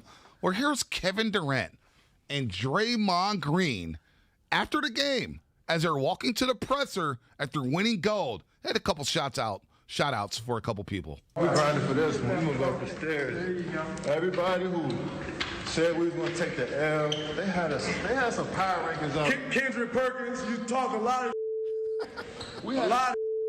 act like you American. They had some power rankings out. They had us fourth behind Slovenia. Like this not our game. Come on, man. Talking about they catching up to us. Like, are you serious? This skill is unmatched. You dig? Shout out to everybody that won this gold. Everybody that chipped in and helped out. We're going to the press conference, but I had to talk real quick. Kevin Durant, Draymond Green, because Kendrick Perkins was doing a lot of yapping. Now, Kendrick Perkins on Twitter is something else because he basically compared himself to Barkley. He's like, I'm the new Charles Barkley. No, you're not. You're not as funny as Charles Barkley. You don't give insight like Charles Barkley. Charles Barkley is one of a kind. Kendrick Perkins is, I mean, look, God bless him. He's getting checks from ESPN. He's doing draft hits. I mean, Moses Moody, whatever. Look at Moses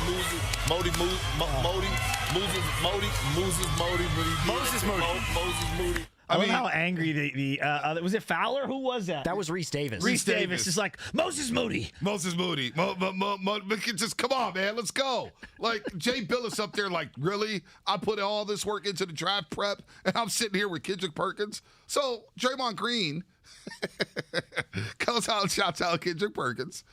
Retweets Colin Coward. Oh. Called somebody a straight-up dummy. Okay. Retweeted Nick Wright. Oh. And just basically shot a shot at everybody. Oh. What did you make of this situation out there in Tokyo, Japan with Draymond and Kevin Durant? I mean, it's business as usual, right? I mean, is this anything call me when he changes who he's. That's one of the things that we used to say, if Draymond can mature over time and this is just who he is. I don't really have a problem with any of it. I find it to be funny more than anything. I'm not outraged. I'm not going to do some Mad Dog Russo this guy. This is who he is. He's having fun. And if these guys are going to take cracks at him and he wants to fire back, then that's definitely his prerogative. He can do whatever he wants. This skill is unmatched. You dig? And so my bigger thing is I think Kevin Durant is the one that I'm looking at. And I was like, at least I know what Draymond is. I feel I have a pretty good feel. Again, don't know Draymond, but I have a pretty good feel for who Draymond is. I have no idea who Kevin Durant is. Do you hate Dre? Are you friends with Dre? You just signed an extension now, 4 years with the Brooklyn Nets. They're buddies. I can't keep up with Durant. He's got a lot of Tupac in him, or he's all over the map. Bro, they're buddies. They're buddies. I mean, he joined his podcast a few years ago. Are they buddies? It feels like. I mean, is it fake love? I mean, they're hugging, they're dapping. I don't know. Every time I see them come off the bus, they're walking next to each other. I guess they're friends now. They just had a blow up, and Durant was like, yeah, I'm not playing on this team. We could be friends from afar. Yeah, that's true. Yeah, I hear what you're saying. That's true. But Kevin Durant, I love Kevin Durant. I mean, I love what he does on Twitter, clapping back at people, calling people look, are people catching up to Americans in the game? I think fundamentally they are. But if the U.S. decides we're going to put our best players on one roster, and we're going to destroy all you. That's where we're at. You're never going to beat them if they're focused and you bring all the best players out. That was the C team in America, and they still won gold. Well, all right? And I'm not necessarily sure that we needed to keep doing that, if I'm being totally honest with you. I'd like to see a 23 and under team. We got to get back into this belt thing because I've got some text messages I have to read. No, they're absolutely hilarious. This is from the personal. We need some sort of sound when it's a personal text. You always go personal. Because they're hilarious. Show. I think this is great content. You have a show with me and Langford and Curly, and then you have the private show you just veer off. Sometimes I'm giving takes. I know. And I'm just see Shasky just text, and I'm like, damn. Because this Will Clark, Brandon Belt, JT Snow thing, people are furious. Stop it. When have you ever been excited to see Belt come up in a key spot? Never. Boom. That says it all in a nutshell. You know what? I gotta say, I know I'm not the biggest. I'm not the biggest Brandon Belt fan, but Shasky, you let Flem get away with that. What? And you're like, hey, top 25 positional player with the Giants, best first baseman, possibly outside of Willie McCovey. I'm surprised he didn't go off. You got to pick and choose your spots, B. He's matured. And, what am I going to do? Sit here and argue with Dave Flemming, who's watched every pitch of his damn near career? Like, this is the NFL! I mean, what are you going to do? So sometimes you just back off a little, and you let the experts tell you what they think, and you can respond afterwards. Come on, doggy! Is your dad a Brandon Belt fan? Oh, God, can't stand him. Wow. What do you think? I'm sure he heard that clip right there. Yeah, and some of my friends are just losing their mind because he was a defensive replacement. He was the guy that Ishikawa used to come in late in games. People forget, and he'd get yanked late in games in the playoffs for Travis Ishikawa specifically because of the glove. Not once, but twice in Ishikawa's career when he had Pittsburgh Pirates stints in between. I felt like Bochy and Belt had a love-hate relationship. I think you said Vernon Davis. To me, I actually think his career mirrors more Alex Smith than Vernon Davis in the sense of like woulda, coulda, shoulda. There's half the people that just overrate him, half the people completely underrate him, and the reality is it's probably somewhere in between. Yeah, that's a good comp as well. Brandon Belt, wow. Getting people fired up here. I mean, after a big weekend in Milwaukee. He had a monster weekend. He had a monster weekend in Milwaukee. Monster weekend. And we're still tossing haterade but I'm gonna be honest, all over Brandon Belt, man. Do not re-sign him. See, here you go, can't. man. No, you just Why'd you can't. have to do that? No, you just can't. Why'd you have to do that? No, because, look, everyone's like, the Brandons, bring them back. Yeah, Craw, yeah. Sign me up for Craw. Belt, nah. Dude, this or that coming up on the other side. Plus my 75 anniversary. 75 anniversary team. The greatest tight ends. The greatest tight end in 49ers history. That's coming up on the roast here on 95.7 Game, and it's all brought to you by Stanford Healthcare. For the 7th year in a row, Stanford Hospital has been ranked as one of the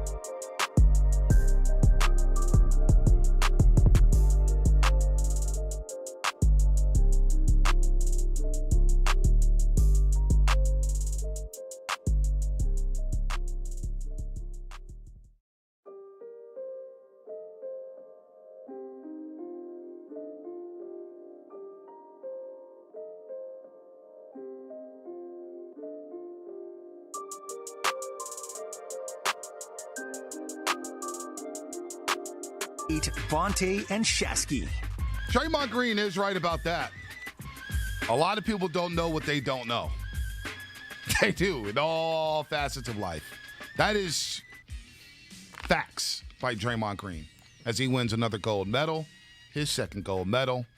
He joins some elite company too, Shasky, winning his second gold medal. He has 3 championships with 2 gold medals. And the players with at least 3 NBA titles and 2 gold medals: Michael Jordan, Scottie Pippen, Kobe Bryant, LeBron James, and Draymond Green. Okay, well, I hear you, but would you agree with me that he's not on the level of those guys? I mean, one guy doesn't belong with those 4 guys? Okay, sure. But Draymond Green, I mean, he's going to the Hall of Fame. I mean, I don't dismiss that. Granted, No, you're the right. Naismith Basketball Memorial Hall of Fame invites everybody. I've seen but any and everybody in that Hall of Fame, but I don't want to water it down. Yeah, no. Draymond Green's a Hall of Famer from his career at Michigan State. Absolutely. To what he's done with the Golden State Warriors. He'll get in. Absolutely, And he'll you know get what? He was a factor on Team USA this time around. He was a factor. Didn't score any points. Did he score in the entire tournament? He took like 9 shots in the tournament, or 10 shots or something like that. Yeah, there's a couple of videos floating around of him really missing the layup. Oh, yeah, saw that against Australia, whatever. People are always picking and choosing. But defensively, he did communicate well. He switched well. Draymond Green was a factor. Hell of a run for him. Hopefully, because it looks like he's not going to be traded by the Golden State Warriors as Pascal Siakam rumors swirl back up, and everybody just wants to get rid of Andrew Wiggins and James Wiseman. See about that. Yeah. See about that. But Draymond Green, not bad. Olympic gold for the second time around and 3 championships there. Let's go. Yeah, Day-Day. Can't wait to hear from him in Media Day. Let's move on to the 49ers, though. We're going to talk to Tyler Dunn, who penned his great article about Trey Lance. And the Trey Lance hype, it's not slowing down. It may have been tempered a little bit here, the expectations after this weekend, but it ain't slowing down. As we anticipate Trey Lance playing in his first ever NFL game this Saturday against the Kansas City Chiefs at Levi Stadium. But it is the 75th anniversary of 49ers football. And they're going to wear this cool little patch on their jerseys. Now, I want them to sew on the patch. It looks like it's just iron on. Iron on. I don't like the iron on. Well, we'll see. Let's wait till the game, Clay. All right, let's see what happens. And this 49er camp is causing 49er beat writers to throw barbs at each other on the internet. I mean, this is that what's going on? It's getting passionate right now. You know, it is. Yeah, there's a lot going on the internet right now regarding the coverage of the San Francisco 49ers. Oh, boy. But I'm going to cover something that I'm passionate about. Real quick. Yeah. I would sign up. I would pay for having 49er beat writers box. They want a box for 4-round exhibitions. I pay for that. I'm not going to respond to that question. I'm just going to keep it moving. No, why not? I pay for that. They want to funk on Twitter. Hey, just go to the parking lot, put on some gloves and some headgear. Fight it out. Become friends again. Well, you know what? I respect the passion on both ends of the artistic, journalistic integrity of both of the individuals involved. But let's just get into this, all right? Because it is the 75th anniversary. I know. Curly leaned back and laughed at that one. I don't even know what I was saying. I got a reaction from Curly. I know you didn't know what you were saying. Let's get this train back on the track here. All right. 75th anniversary. I want to put together the greatest team of all time. But me giving you a stupid list, people are just going to yawn. I disagree with this. I would probably fall asleep too. That's fine. So what I want to do is let's put it out to the fans, and I want to hear from you, B. I want to hear from you. Let's assemble the greatest team of all time, given the 75 years that the 49ers have been around, because you're probably going to see a lot of this floating around. Let's get it started right here. Let's start with the tight end position. Ooh.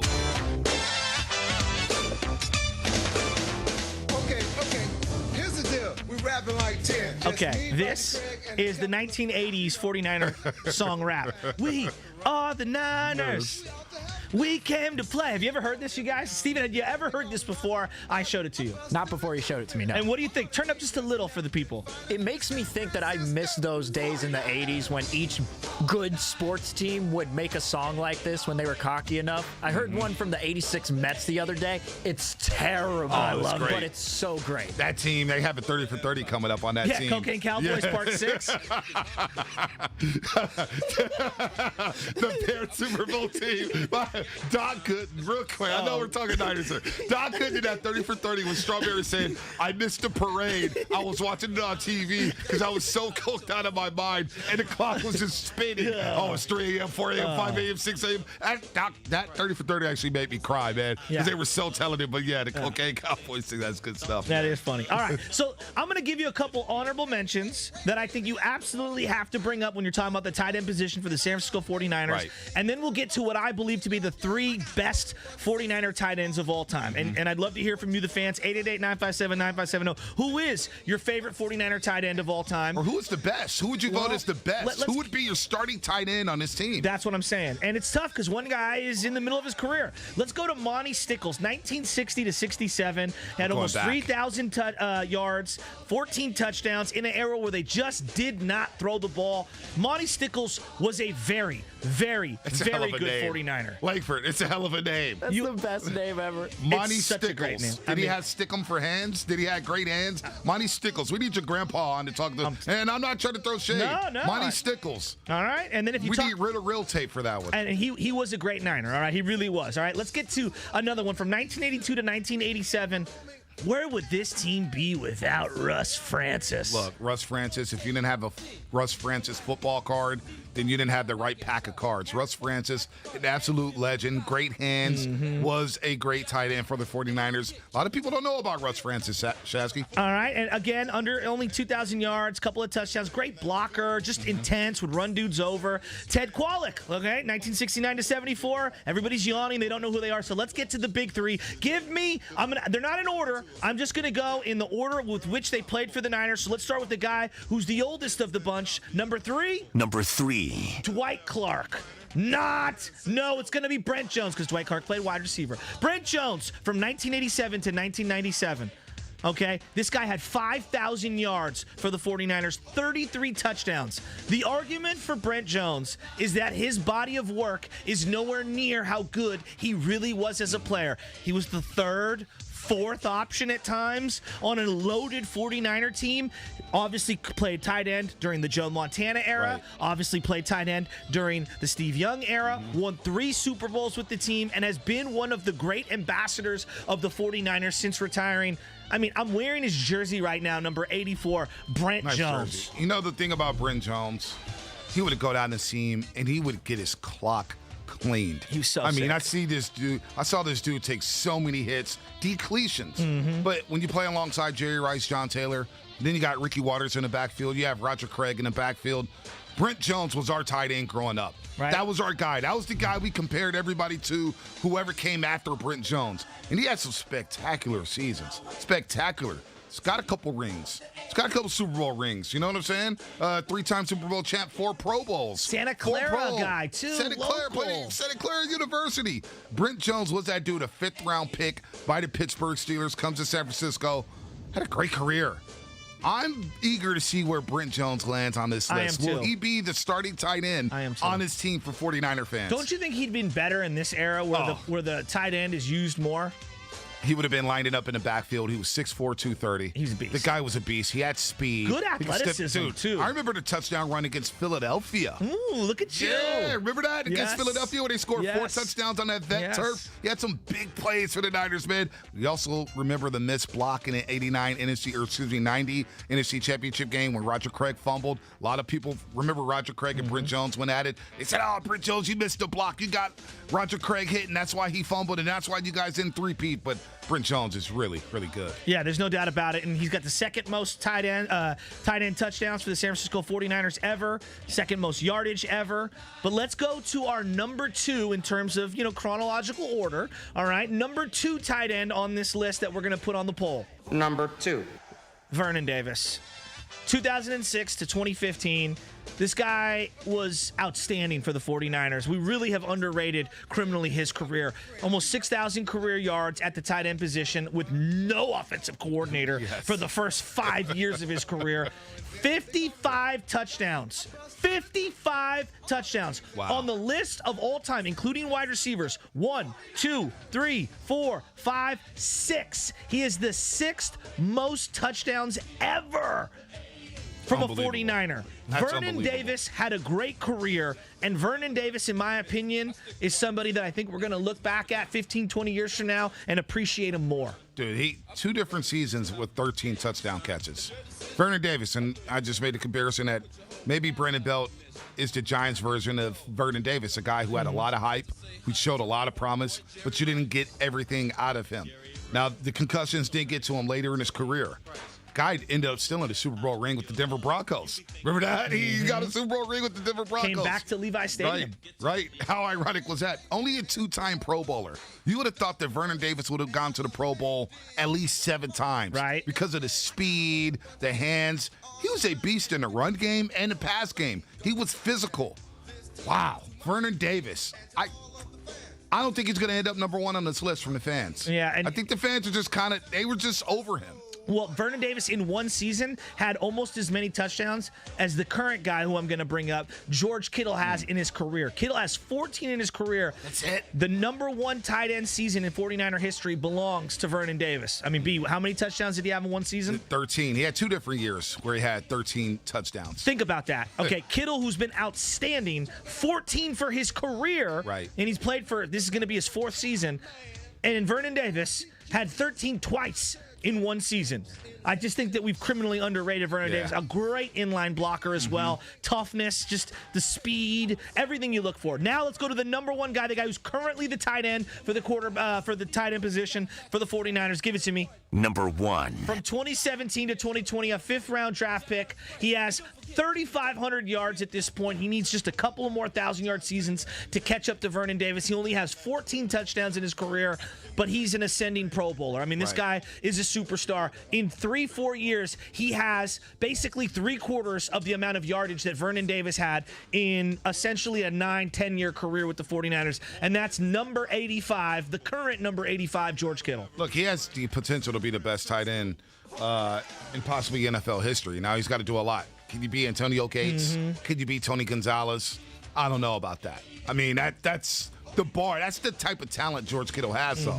He can do all things, right? Inline blocker, catching passes over the middle, can run good routes.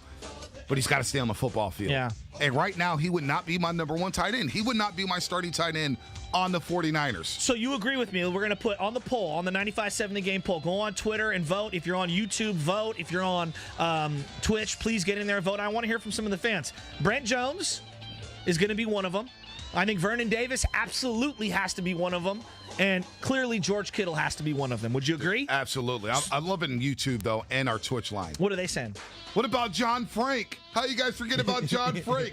Our guy Dacre. Eric Johnson. He had a great year. Eric Johnson wasn't one bad. Great year. 82 catches, 1,000 yards. Rest in and peace then married. married Ashley Simpson. Yeah, or Jessica Simpson. Oh, Jessica. Jessica Ashley Simpson. is the sister. Yeah. Jessica Simpson came up. He came up. Greg Clark, rest in peace. Yes, rest Had some in peace. moments with the 49ers. Absolutely. I do love the John Frank pull, though.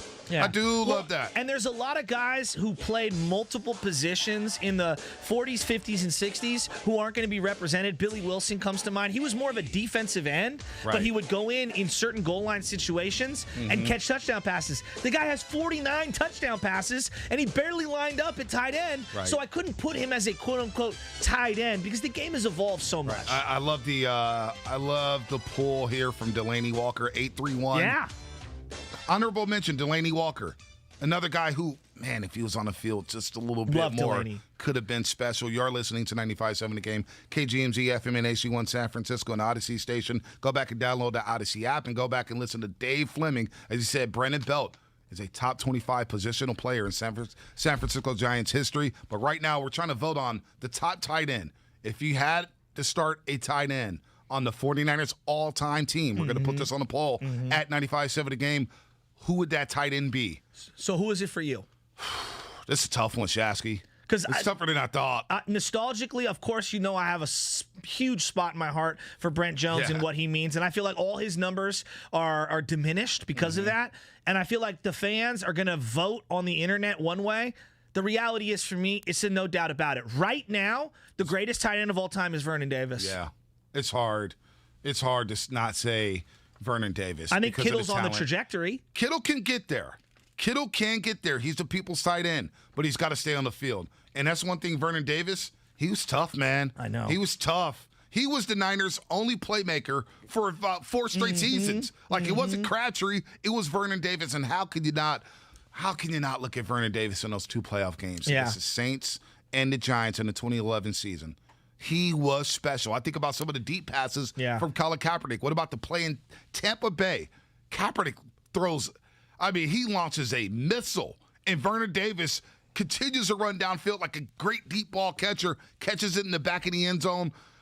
Whew. Yeah, I got to go Vernon Davis. He'd be my starting tight end right now. Yeah. Brent Jones would probably be my backup.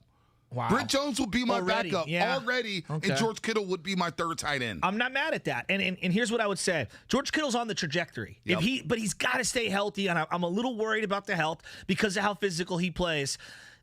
But again, I think we've diminished how great Vernon Davis was. Let's go, Curly. You're a big Niner fan. You know the history of the team. Who are you taking if you had to choose? Vernon, Kittle, or Brent Jones? Vernon Davis. After what I saw and what he did in Jimmy Ray's offense, what was it, 13 touchdowns that one season? Yeah. It was incredible. Yeah. Steven, do you have a vote? Look, for me, watching George Kittle and doing what he's done, putting up the numbers that he's put up, with everything going on around him, like there's no doubt in my mind that he's going to catapult his way to the top. Of course, Vernon Davis was great. Yes. And hey, he opened up a Jamba Juice in Santa Clara. I love a little razzmatazz. But George Kittle, to me, seeing what he's been doing with everything going on, with the team making changes, quarterback shuffling, all of that, George Kittle's going to put himself right at the top. I was not fortunate enough to watch a lot of these other guys like Brent Jones. Of course. Unfortunately, or what was his name? Monty Stickles? Monty Stickles. I haven't been able to watch Monty Stickles. Apparently, Monty Stickles coached. Hey, the film don't lie. Monty Stickles ran dudes over. I see a picture of this dude. I wouldn't want to mess with him if I was a linebacker. Does he look physical? Does he look great? How come all the old pictures of all the old players, they're like our age now, and they look like they're my grandpa's age? You know what I'm saying? There was a photo circulating about Y.A. Tittle down on his knees, right? And it was right next to Tom Brady. Tom Brady is 7 years older than Y.A. Tittle is in this picture, and Y.A. Tittle looks like he's his grandfather. Monty Stickles looks bad. He's got the box cut. He's got the box cut right there. He looks physical, man. He's got one of those military cuts. Yeah, well, because he's old school, bro. It looks physical. All right, Vernon Davis, right? In 888-957-9570. 49er fans, I want you to chime in on this. Who would you start on the 49ers 75th anniversary team at tight end? Would it be George Kittle? Would it be Brent Jones? Would it be Vernon Davis? Would it be Monty Stickles? Would it be Russ Francis, Eric Johnson, John Frank? I'm going Vernon Davis because look at his prime years. Look at his prime years. He had 5 straight years where he played at least 16 games. Started every single game. He was like a right tackle, too, on the edge. I think people have forgotten how great of a blocker he was. Oh, he was a great blocker. Great blocker. All right, he goes 5 straight seasons playing all 16 games. Then in 2013, he plays 15 games. Then in 2014, he plays 14 games. All right? This guy was available on Sundays. Yes. No matter what. Concussions, leg injuries, it did not matter. He was available. And he had some monster seasons, 2 different seasons with 13 catches. And at one point, 13 touchdown catches. At one point, he had the record. He held the record for most touchdown catches for a tight end. So I would go Vernon Davis. I think it's kind of a no-brainer for me. Yeah, and I think that there's a trajectory thing here with George Kittle where you're going to elevate him because he's the recent guy. And I'm already looking at the poll. It's 48% for George Kittle already. This is ridiculous. Already. This is the fans. This is why I want to hear from the fans. George Kittle, can you really put him there as your starting in 49ers history? We're not talking about this decade. If he puts up 1,000 yards here, he's only like 800 away from Vernon Davis, like in 4 years. That's crazy. I mean, like, again, but the touchdowns for me, like, I think we've forgotten how great Vernon was at the block, sneak out, and then catch the little dump pass. Yeah, no doubt. Harbaugh had that in the bag. He had that down back. Look at the targets, though, for George Kittle. So he's had a career high. He had a career high in 2018. Yeah. 136 targets. All right? The most targets Vernon Davis had was 128 in 2009. Mm-hmm. So, I mean, damn, the yardage, you look at 75-62 for Vernon Davis. George Kittle already with 3,579 yards. I mean, wow, George Kittle's had some 2 straight 1,000-yard seasons. Vernon Davis didn't have 1,000-yard season. Yeah, and Vernon and George Kittle are almost like polar opposites in that, like, George's hands are great. Vernon's weren't. No, he had stone hands. Right? He caught with the shoulder pads. And Vernon did it with some very, like, we're talking Stone Age play calling. Right. Whereas Kittle's doing it with some straight up futuristic Jetsons play calling. Wouldn't you agree? Jimmy like Ray. Total opposites. Remember tuning in to Jimmy Ray press conferences? Oh, my God. That guy. Unbelievable. He looked like you with that bucket hat on. He looked worse than me, man. Yeah. Come on, don't compare me to Remember Jimmy when Ray? he used to wear that bucket hat at training camp? Yes, all the time. And I remember they were like, he was 22nd overall in offense with the Jets. Dude. This is the best we can get. His best season as an offensive coordinator came when Eric Dickerson broke the rushing record back in '85. Let's go to the calls here. A lot of people want to chime in here. Let's go to Bay Rob, our guy Bay Rob on, in the Bay city. Rob, give it to then me. We'll get to J Mac and Remy. What's up, Bay Rob? What's up, fellas? What's good on this Monday? Mm-hmm. My tight end, I'm gonna go with V Davis because I said if V Davis, if we could bring him back now with Kyle Shanahan, that he is in that offense with Kyle Shanahan with that speed. I know. Oh my goodness, you know what I'm saying? So everybody had their different times. I go V Davis, then I go Kittle, then I go Brent. But yeah, that's how I roll with it. I'm with you. I respect Kittle, that. Kittle is my guy, though. Kittle is savage. I love Kittle because Kittle is all in. That's what I love about him. He's all in, even if he don't touch the ball. That's true. He's all in on everything. He got to block the whole game. That's what he go do. It's a great call. That's a great call. I'm kind of with you on this one. Look, he's going to pass Vernon. It's a matter of when. I don't know if he's going to get there in touchdowns, though. No, I don't know. This is a great question from the 415. I mean, if you had to draft one right now, Vernon Davis or George Kittle, who would you draft? Wow. I think I might take Vernon. There's a reason he was taken 6th overall. George Kittle, a 5th-round pick. 6th That's overall. a tough one right now. Back when tight ends weren't getting drafted even remotely as high as that. Like, as much as we look at Antonio Gates as changing the game, and he did. I'm not trying. Vernon's combination of size and speed, I mean, I'll put him up right now in a 40-yard dash at this age with just about any tight end in the league. Vernon Davis or George Kittle, who would you draft right now? Wow, that's a great question. I'll probably draft Kittle. I'm not going to lie to you. I would probably draft George Kittle knowing what I know now. How many Niner fans got an 85 jersey in their closet? And I'm not talking Kittle. I'm talking Vernon. That was the jersey. That was the jersey. Let's go to J-Mac real quick. Yeah. In the city before we get to Remy, before we hit the break. J-Mac, what's happening? You're on the roast. I think you're forgetting your history a little bit with the original Charlie Young.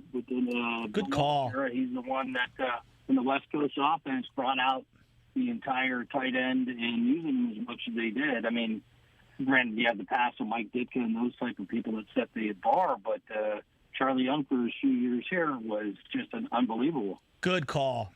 Very good call. He's not at any of the leaderboards when it comes to yardage overall, and so he just gets completely forgotten. But I'm glad you brought him up. Who would you take, though, as the number one? Oh, he's gone. Let's go to Remy. Oh, good call. Remy, real quick. Remy, what's up, man? Remy and Vallejo, you're on the roast. Hey, what's going on, guys? You know what? I just wanted to chime in. The conversation you guys are having is about a Vernon Davis that was the only target that Alex Smith had, and some of these quarterbacks when the Niners were barely building, if you even call it that. We had rough years back then with Vernon Davis, so he was the target. Hey, Kittle right now, he's whooping. He's doing his stuff. He's blocking. He's never given up on the Niners. And I felt like Vernon Davis did. You look at his first few years, he was complaining a lot. A coach benched him. That's what I look at. Yeah, it's a good call. So you're taking Kittle. He's taking Kittle. Wow. He's taking Kittle. I'm not mad at that. And there's a projection going on here like that. There's no doubt about it. There's an absolute projection. And there's something about George Kittle, the character, too. Right. Would you agree? Right. He's one of the great 49er characters and personalities of all time. All right, we're going to bring in Tyler Dunn, who just penned this great article on Trey Lance. We're going to get back into the Trey Lance, Jimmy Garoppolo hype because I asked Jasky a little earlier, and our fans chimed in. A lot of calls today. Could Jimmy Garoppolo win a Super Bowl this year with this team? Do you believe if Jimmy is named the starter, could he help this team win a Super Bowl? Because that's where we're at with this roster. 888-957-9570. We're going to ask Tyler Dunn. But maybe not.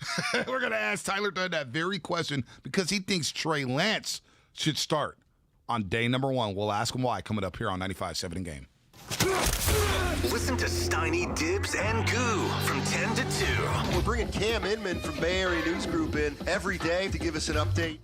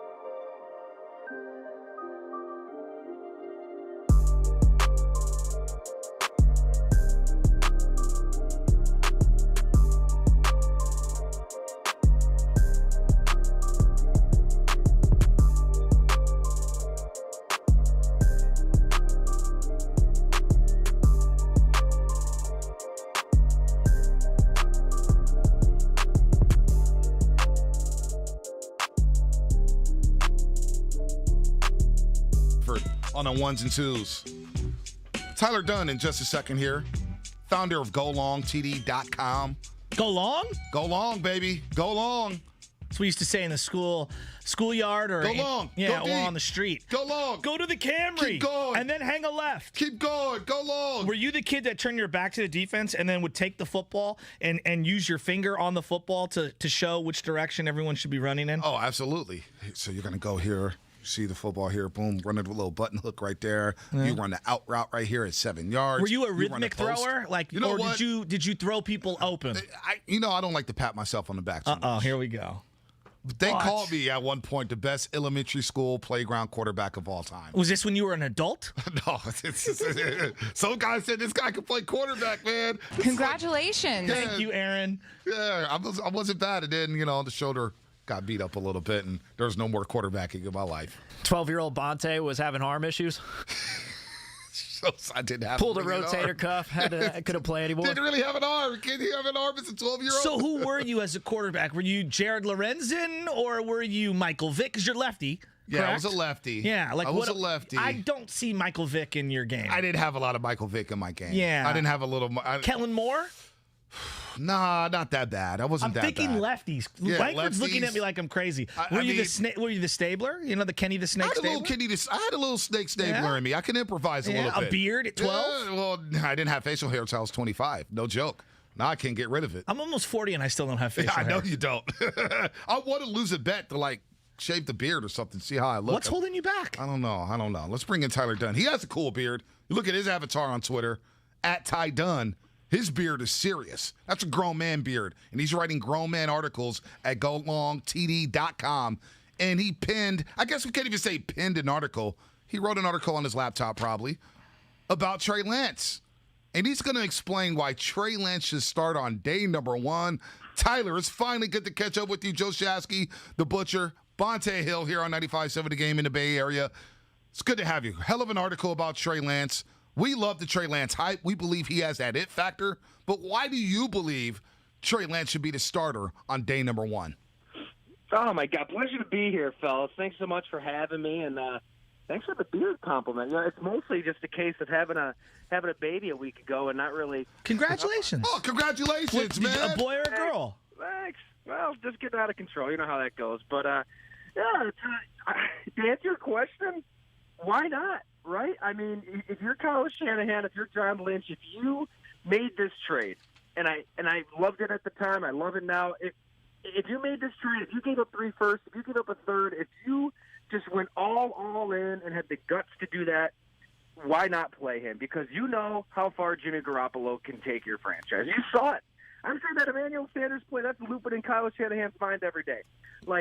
He's not a bad quarterback, Garoppolo. He's very good, but if you're interested in very good, then by all means, do what the Vikings always do with Kirk Cousins and do what the Falcons just did and keeping Matt Ryan at 36. Do that kind of stuff. You're willing to swing for the fences if you're the 49ers. You did it. You love what you see in training camp, and I mean, you guys see it. I'm just talking to as many people as I can. It sounds like this kid is just blowing up out there. He's mature beyond his years. He's athletic. He's got a big arm. He's not going to turn it over as much as Garoppolo. It's not like you've got to worry about the rookie mistakes versus the veteran, keeping control of the ball. So he checks every box in my mind. You've done such an extensive job touching all the different people that were with Trey Lance, because North Dakota State is not a place that we have instant access to. Like, you can name all the weaponry in Alabama, for example, or Clemson, but nobody can name any other player outside of Trey Lance in North Dakota State. So when you talk to some of those players, what was some of the feedback that you put in the article, and what was some of the stuff that maybe you didn't include in the article to let you know this kid is the real deal? It's twofold, I think. It's everything off the field. It's everything on and off the field. And really reaching out to those college teammates, it was pretty wild. I actually went to go get some diapers for our son, and within 2 seconds of sending DMs to some of these college teammates, they're all getting right back to me. They can't wait to talk about their quarterback, and then that's the off the field stuff. They just say, this is who you want in your locker room. This is who you want representing your team. I know you hear that kind of stuff a lot with the first round pick, with a top 5 pick, but It seems so sincere with everybody that you talked to about Trey Lance, and that's probably what pushed San Francisco over the top, and in choosing him over Mac Jones, over Justin Fields. There's some kind of it factor with Trey Lance, which says a lot for a guy who played one game last year, played one season before that, and it was at North Dakota State. So all the intangibles seem to be there, and on the field, Phoenix Sproles, one of his receivers with the Bison, he's adamant that the dude can throw the ball 80 yards. He said, I've seen it 70 to 75. With little training since then, he's pretty sure it can go 80. And he's big, and he's built like a tight end, and he's shifty. Colin Kaepernick could do a lot running the ball, but it was so straight line. Yeah. You know what I mean? It was like point A to point B. I think there's a shiftiness to Trey Lance and some girth that Kyle Shanahan has to love schematically. You put him in that offense with everything he can do with the X's and O's, misdirection, having Brandon Ayuk going this direction, Deebo Samuel going that direction, Raheem Mostert, Trey Sermon. I have no say in this fight. I don't really care. I don't have a favorite team. That'd be fun to watch. Just as a football fan, man, that would be fun to watch. So why wait? You know what I mean? Like, what are you waiting for if you're San Francisco? I hear you. Tyler Dunn here on 95.7 The Game. GoLongTD.com wrote a great, extensive article on Trey Lance on why he's destined to shine in San Francisco. Let me ask you this, because a lot of fans are saying he's a rookie quarterback. Rookie quarterbacks don't win Super Bowls. Do you ever think we're going to get to that point where a rookie does come in and win a Super Bowl? Because you can make the argument that Trey, outside of Ben Roethlisberger back in 2004, has the best chance to do so due to the roster around him. No doubt about it. I mean, this team is loaded. I'm going to tell you guys, top to bottom, I don't know if there's a better roster in the NFL. There's really not a weakness when you look at that team. And I guess if you're going to nitpick that there's not that prototypical 6'5" wide receiver, but it sure sounds like Trey Lance is still hitting these little receivers in stride. It doesn't even matter. So, I don't see why a rookie can't win the Super Bowl with this team. Why not? Why can't this be the first team? I think you've seen what Jimmy Garoppolo can do for you. He threw the ball single digits in the NFC Championship win. He missed that throw in the Super Bowl. This isn't to bash him. He's very good, but man, are you interested in getting to 10 wins, to getting to 11 wins? Are you interested in winning the whole thing and trying to build something that lasts? So I don't see the downside. I guess if you're going to forecast a little bit and if you're worried about anything, you don't know what's going to happen when he gets hit in the jaw, in the pocket, and has to get back up and has to make a throw on third down after taking that hit. At least you've seen with Garoppolo that, he's been down and he's come back from being down. You don't know quite yet with Trey Lance, but I don't think Kyle Shanahan really cares about any of that. If you're drafting Trey Lance over Justin Fields, over Mac Jones, over quarterbacks who've been in the college football playoff, who've been in those moments, you don't really care about what's happened in the past. You only care about what he can do in your offense with this team, and barring something that we just don't know, I'd be shocked if he wasn't starting to start the season week 1. From the sense that you gather from all the intel, both internally with the 49ers, externally, is the kid better than even they had hoped? Because I know that there has to be some sort of a leap of faith. When you move all of this, you hope that guy is one of the best picks that you've made during your regime, but you still got to go out there and see it. And I know he hasn't played a game yet, but do you get the sense he's better than they even anticipated? I think so. I bet that they weren't expecting him to be this sharp in the passing game this soon, right? They probably thought there was some rawness there because he didn't really have to throw the ball a ton in college. That was a run-first team. He was a big part of that running game. You can't take that away from him. But he, as a passer, his numbers were great, but he was always kind of working off of that run game. It was a lot of play action. It was a lot of quarterback-friendly stuff where a guy's going to be wide open.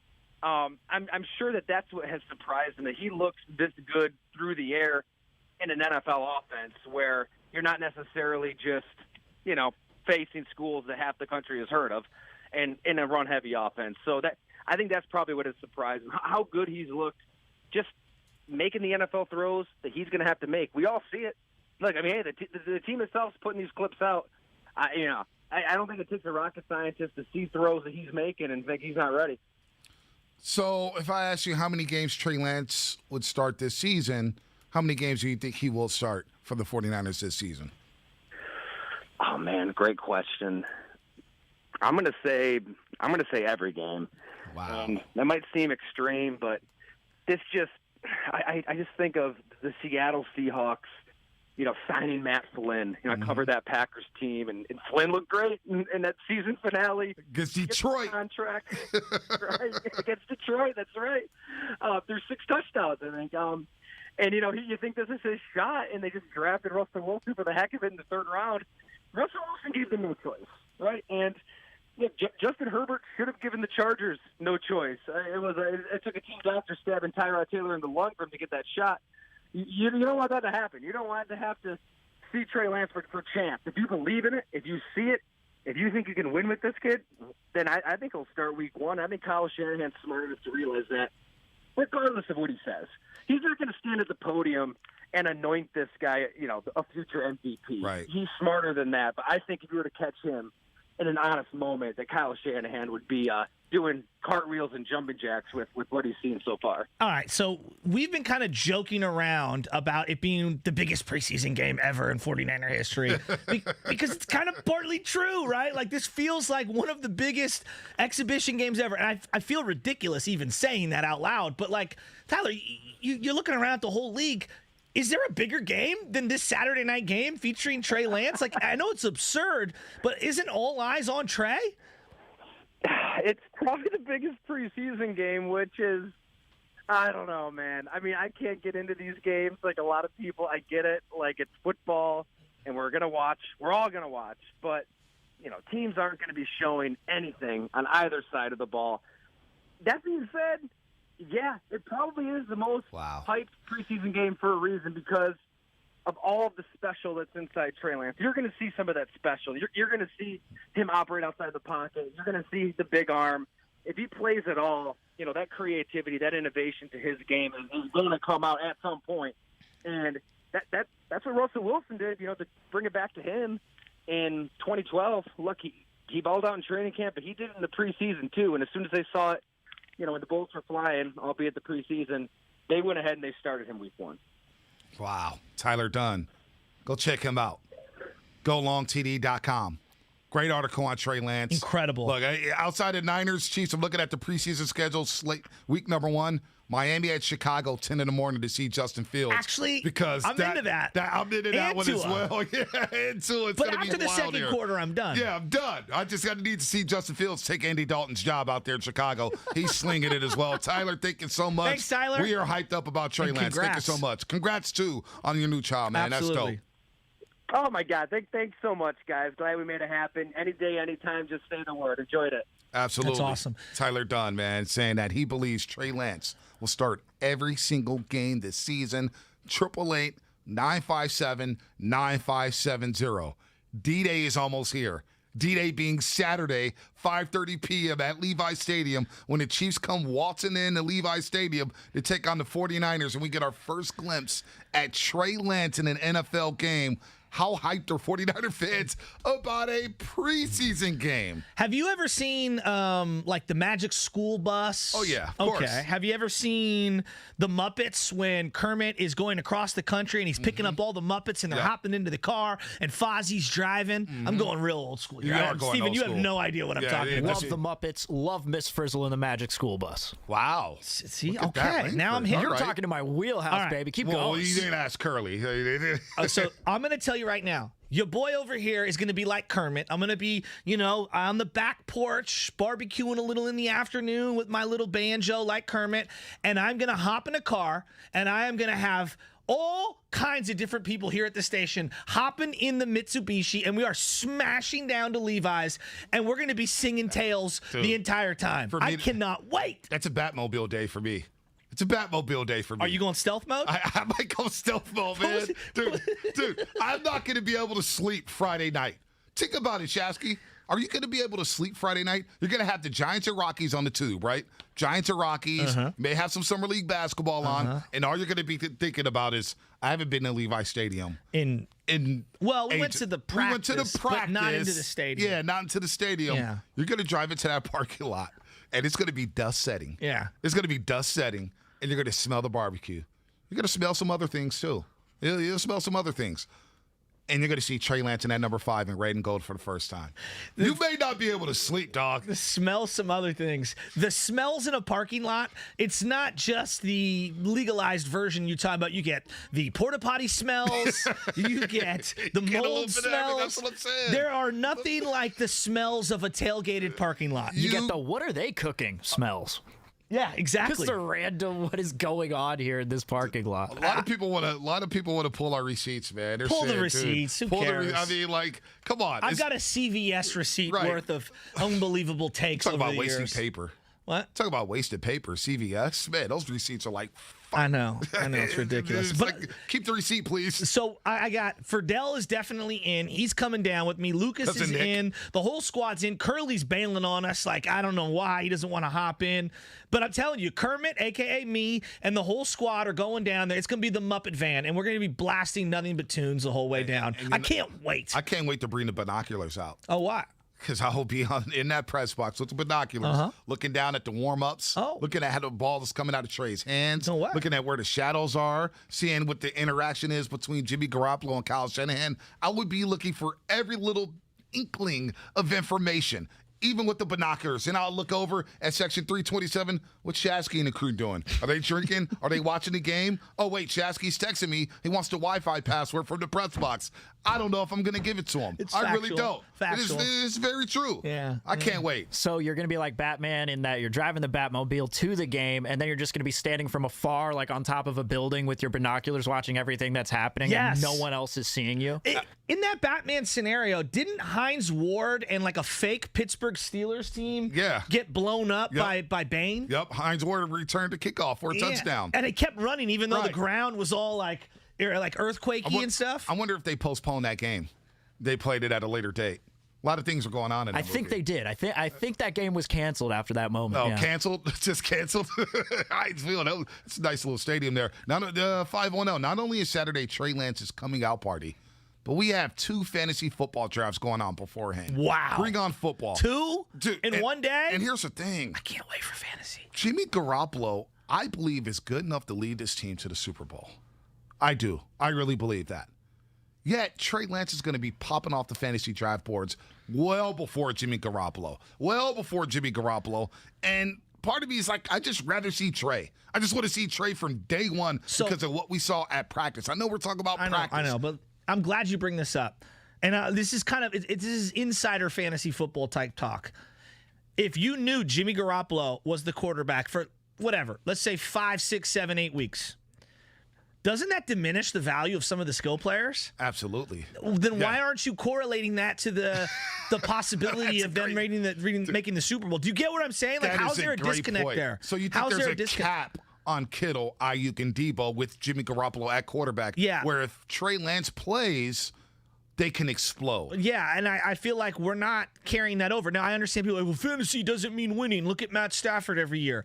Yeah, but with this team, like, aren't we all in agreement? Like, man, if they could score points, this defense is going to be real good. Right. Like, again, I just keep looking at it to what would unlock Ayuk and Debo and Kittle the most? What would unlock this young man, Trey Sermon, out of that pistol, out of that gun?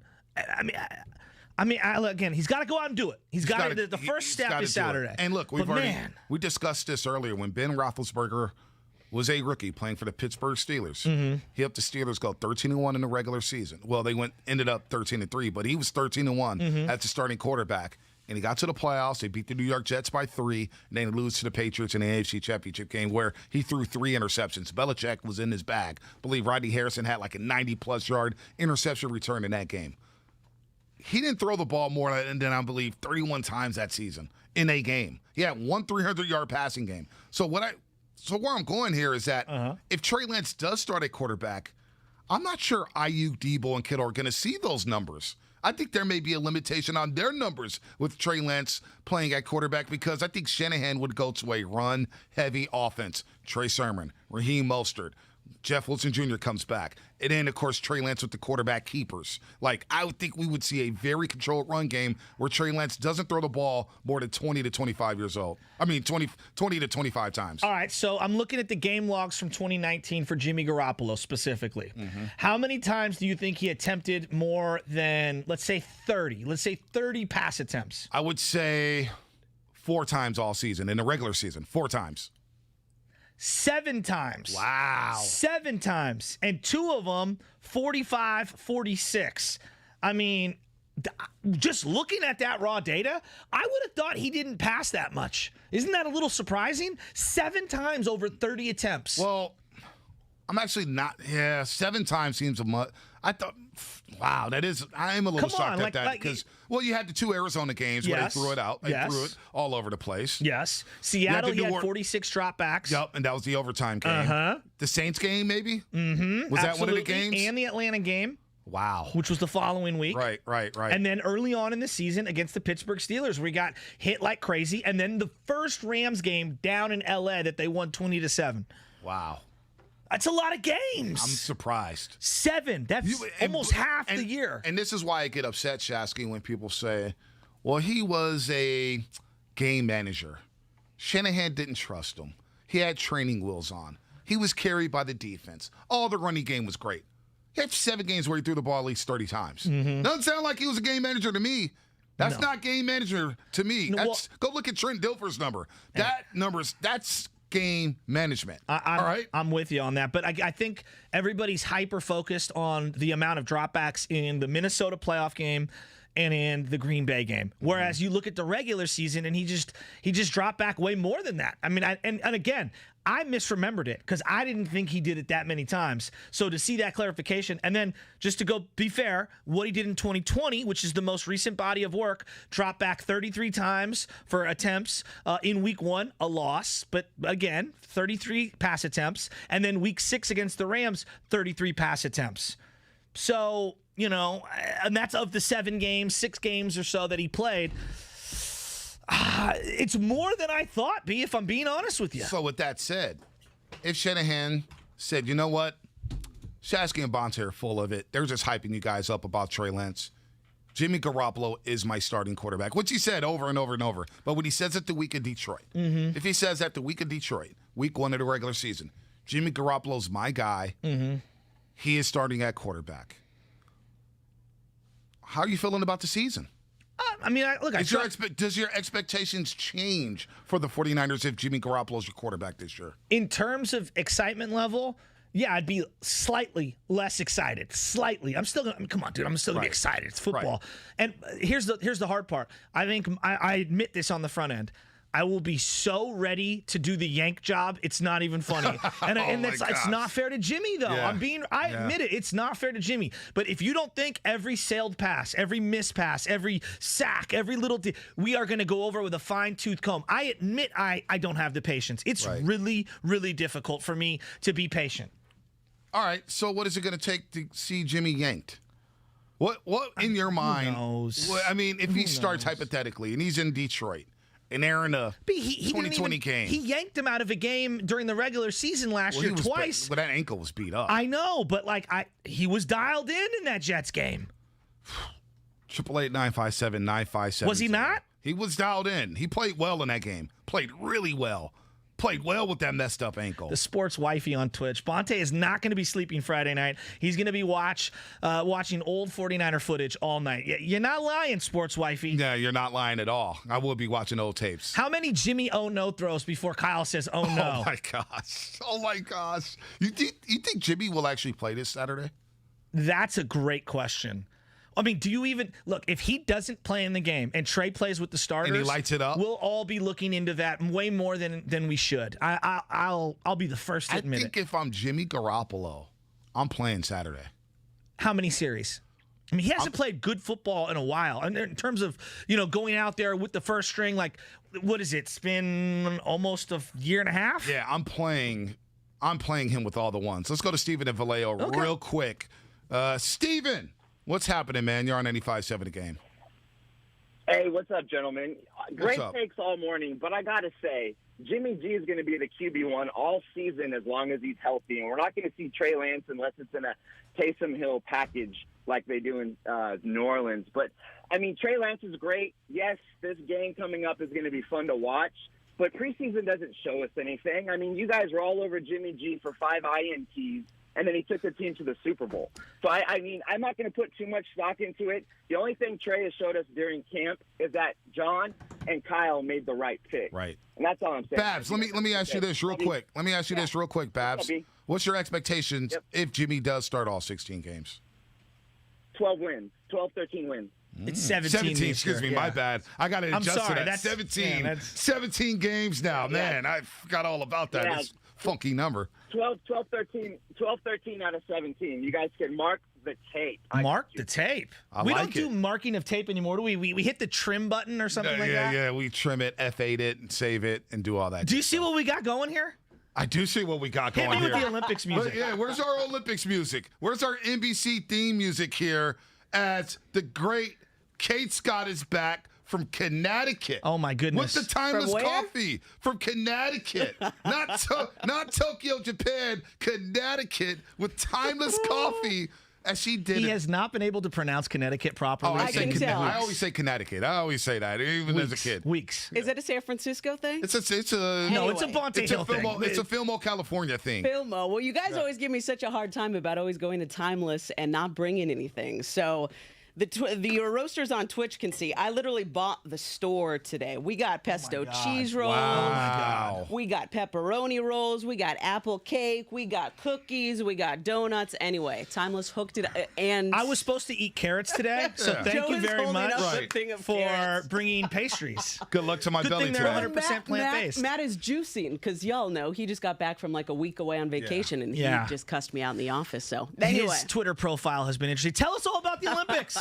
Oh my gosh, I have no idea what day or time it is because I was up all night calling games that were happening at like 6 p.m. in Tokyo at 4 in the morning, but it was awesome. I mean, thank you guys for watching and tweeting. I was getting notes from you all and all the roasters. I mean, I got to call Luka Doncic's debut. Wow. That was all right. Was that the game he scored 40-something? 48. Yeah. Just dropping 48 on Argentina. Burger. No big deal. Just welcome to the Olympics. I got to call the Japanese women going all the way to the gold medal game, which nobody saw. Incredible. With their two-handed three-pointers looking bad.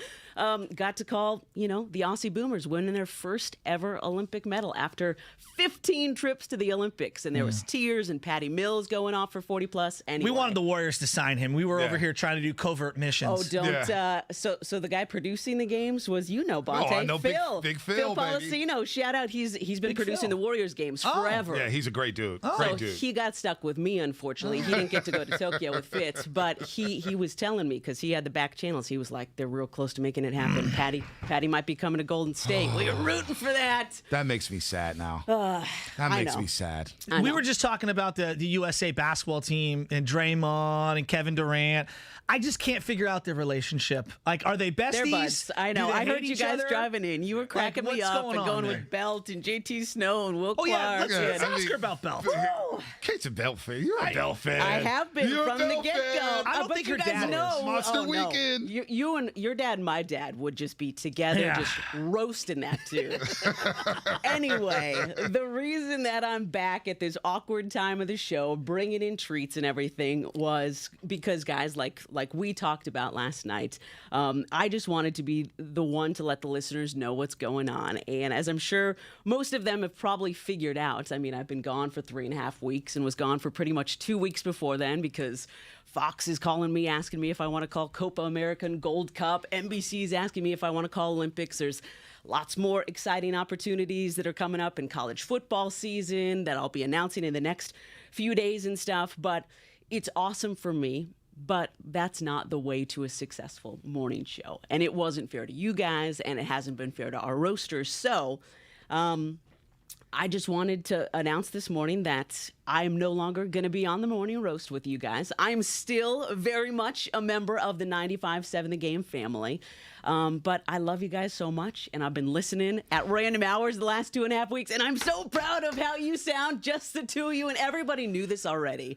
I mean, y'all have been doing 49ers pre and post and kicking the crap out of it. So I am so proud of what we built over the last 10 months together, and now I am so excited to see where you guys and Steven and John take this sucker, because you sound awesome, and Trey Lance looks amazing, and Chris Bryant is a giant, and like unbelievable. Klay Thompson is coming back, and Jonathan things are Kuminga. so trending in the right direction. But it just wasn't fair for you guys to have to deal with, like, we're so excited for Kate, but she's not going to be here for 2 days this week, and then she's going to miss the whole next week, and then we'll get her for 5 days. That's not how you create a successful morning show. So still a part of the family. I'm going to be all over 95.7 The Game, unfortunately, for everybody. But I'm clearing the decks for you two to just keep rolling like you have been the past 3 Well, weeks. we wish you nothing but the best. You're a rising star. Everyone knows that. Everyone's been saying that to us since day one. You know that we got your back. We wish you nothing but the best. Yeah, no, you're awesome. You and Fran Fraschilla in the Olympics. Your calls were all over the place. College football. I wouldn't even say rising star. You are a star, Kate. You're destined to do great things in this business. And one day we're going to say, hey, we knew her. She worked with us for a cup of coffee. That was our girl. It wouldn't be a segment without me shamelessly asking to FaceTime me during the next broadcast. With Golick. Just need a quarterback guru to get in there. We will make that happen. We will make that happen. Just saying. And check us for overreacting to everything like we did for Trey Lance in Oh my practice. gosh. Mispronouncing Connecticut. People tweeting me, when are you coming back, Kate? These fanboys and their bucket hats. That was hilarious, by the way. Keep that going. Hey, You guys know that is morning radio through and through. So I love you, boys. Roasters, I love you. Stephen, John, love you, boys. And I'll be around, so you can't get rid of me that quick. But Absolutely. We'll see you called on the next big Copa America game, big soccer game, everything else. Kate's got everybody. And as she said, Round of applause. Round of applause. Round of applause. Round of We applause. wish you nothing but the best, Kate. love you guys. And we'll look forward to that announcement coming up there. And thank you for the pastries. And these will be I'm outside. going to definitely get in there on those. Yeah, Trust don't me. worry. I'll be sitting on them outside. I'm going to have to But limit not in a myself. strange way. Okay. And as Kate said, Love you, boys. Yeah, Yes. Enjoy the rest of the Back show. to you. Love you. And as Kate said, it'd be Shasky and I trying to hold down the morning slot as we bring you into another season of 49ers football. We have the Warriors coming up here. We've got a summer league game tonight. Lot to be excited about with the Golden State Warriors. Jonathan Kuminga, Moses Moody, of course, Klay Thompson, Steph Curry coming back here, and then the hype with Trey Lance. And then pennant race baseball, Shasky. We have pennant race baseball with the San Francisco Giants as they're up 4 games on the L.A. Dodgers. It's going to be a lot of fun. And it all starts on Saturday. Trey Lance gets the Kansas City Chiefs. What's the over-under on me and him being kumbaya right now? What do you think? A couple days? 2.5 is the line that you got to draw it at, and I would put it at. I'd put it at the over. I'll give you guys the benefit of the doubt, but nothing over 3. If it was at 3.5, I'd be going at a different story here. You know what's funny is that B, I love you, buddy, and we're going to keep grinding. This is the golden age of sports. It is. I mean, the freaking Giants are the best team in baseball. We got Klay Thompson coming back. I mean, I can't wait for it. And then obviously the Trey Lance, Jimmy Garoppolo thing. We started arguing about Jimmy Garoppolo how many years ago? 2 years ago. Right after the Minnesota game. I think the program director was going to choke me out after that playoff game. He was. And we're still arguing about the same exact thing in a loving way. But you know what? We're going to need all the roasters out there. And again, shout out Timeless for the pastries. Dude, absolutely. I'm about to go in on those pastries. And look, Hawaiian breakfast on Twitch. There's a lot of messages on Twitch. Oh, boy. Bonte and Shasky now have the keys to the morning show. What could go wrong? What could go wrong? It's going to be a zoo every single morning. Every single morning here from 6 to 10 a.m. But we'll hold it down, that's for sure. You know what you're going to get with us. You're going to get energy. You're going to get passion. We're going to give you content. We're going to keep you informed. And we're going to have a lot of fun. We're going to have a lot of fun here from 6 to 10 every single day from 6 to 10. So, Shasky, here we are. I'm going to get a little worried because I think when you do all those Warrior pre- and post games and you come in with like an hour of sleep, I'm going to say to you, dude, throw me on the television. We take a little of that burden off your shoulders, and maybe I get to drive the mothership at some point. I can drive the Millennium Falcon every now and then. You know what? That's when we may fight. That's when we may fight. Because you will tell me every day, come on, Bonte, I'm a phone call away. I'm a FaceTime away. And maybe I'll just FaceTime you during Warriors pre and post to maybe you're thinking that you're going to be on the tube, and it's just a commercial break. See, I've already superseded you. I started DMing Darrell Wright. He started following me on all the social media platforms. Boy. So me and him actually have a golf date in the near future. Oh, God. It wouldn't be a show without me shamelessly trying to go golfing with somebody. Oh, man. I heard they make dreams come true. Oh, yes, they do, Oh, Darrell. man. I can't get rid of you. I can't get rid of you, Shasky. And I don't want to get rid of you. Seriously, I love you like a brother. Absolutely. I love you. I mean, we've had a lot of fun doing the Niners pre- and post-game show. Watching that grow from 5 Periscope viewers. 5 in the Periscope back viewers. of a car. In the back of a car. Getting in the trouble green with the room. Niners, having some hater out there basically make us take our video down. And now we got Bia all the time, Hawaiian breakfast. We got Bia all the time. We may need a referee. We may need a babysitter.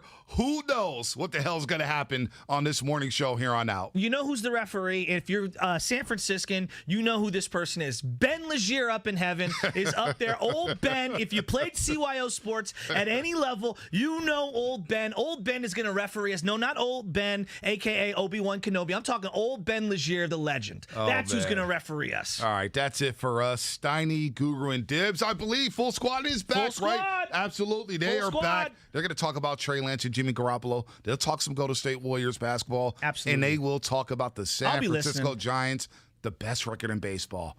30 games over 500. They have the day off today. That's it for us. We'll be back tomorrow at 6 a.m. Shasky Bonte and Langford and Curly. Great job as always. See you guys later. Listening to Steiny, Guru, and Dibs.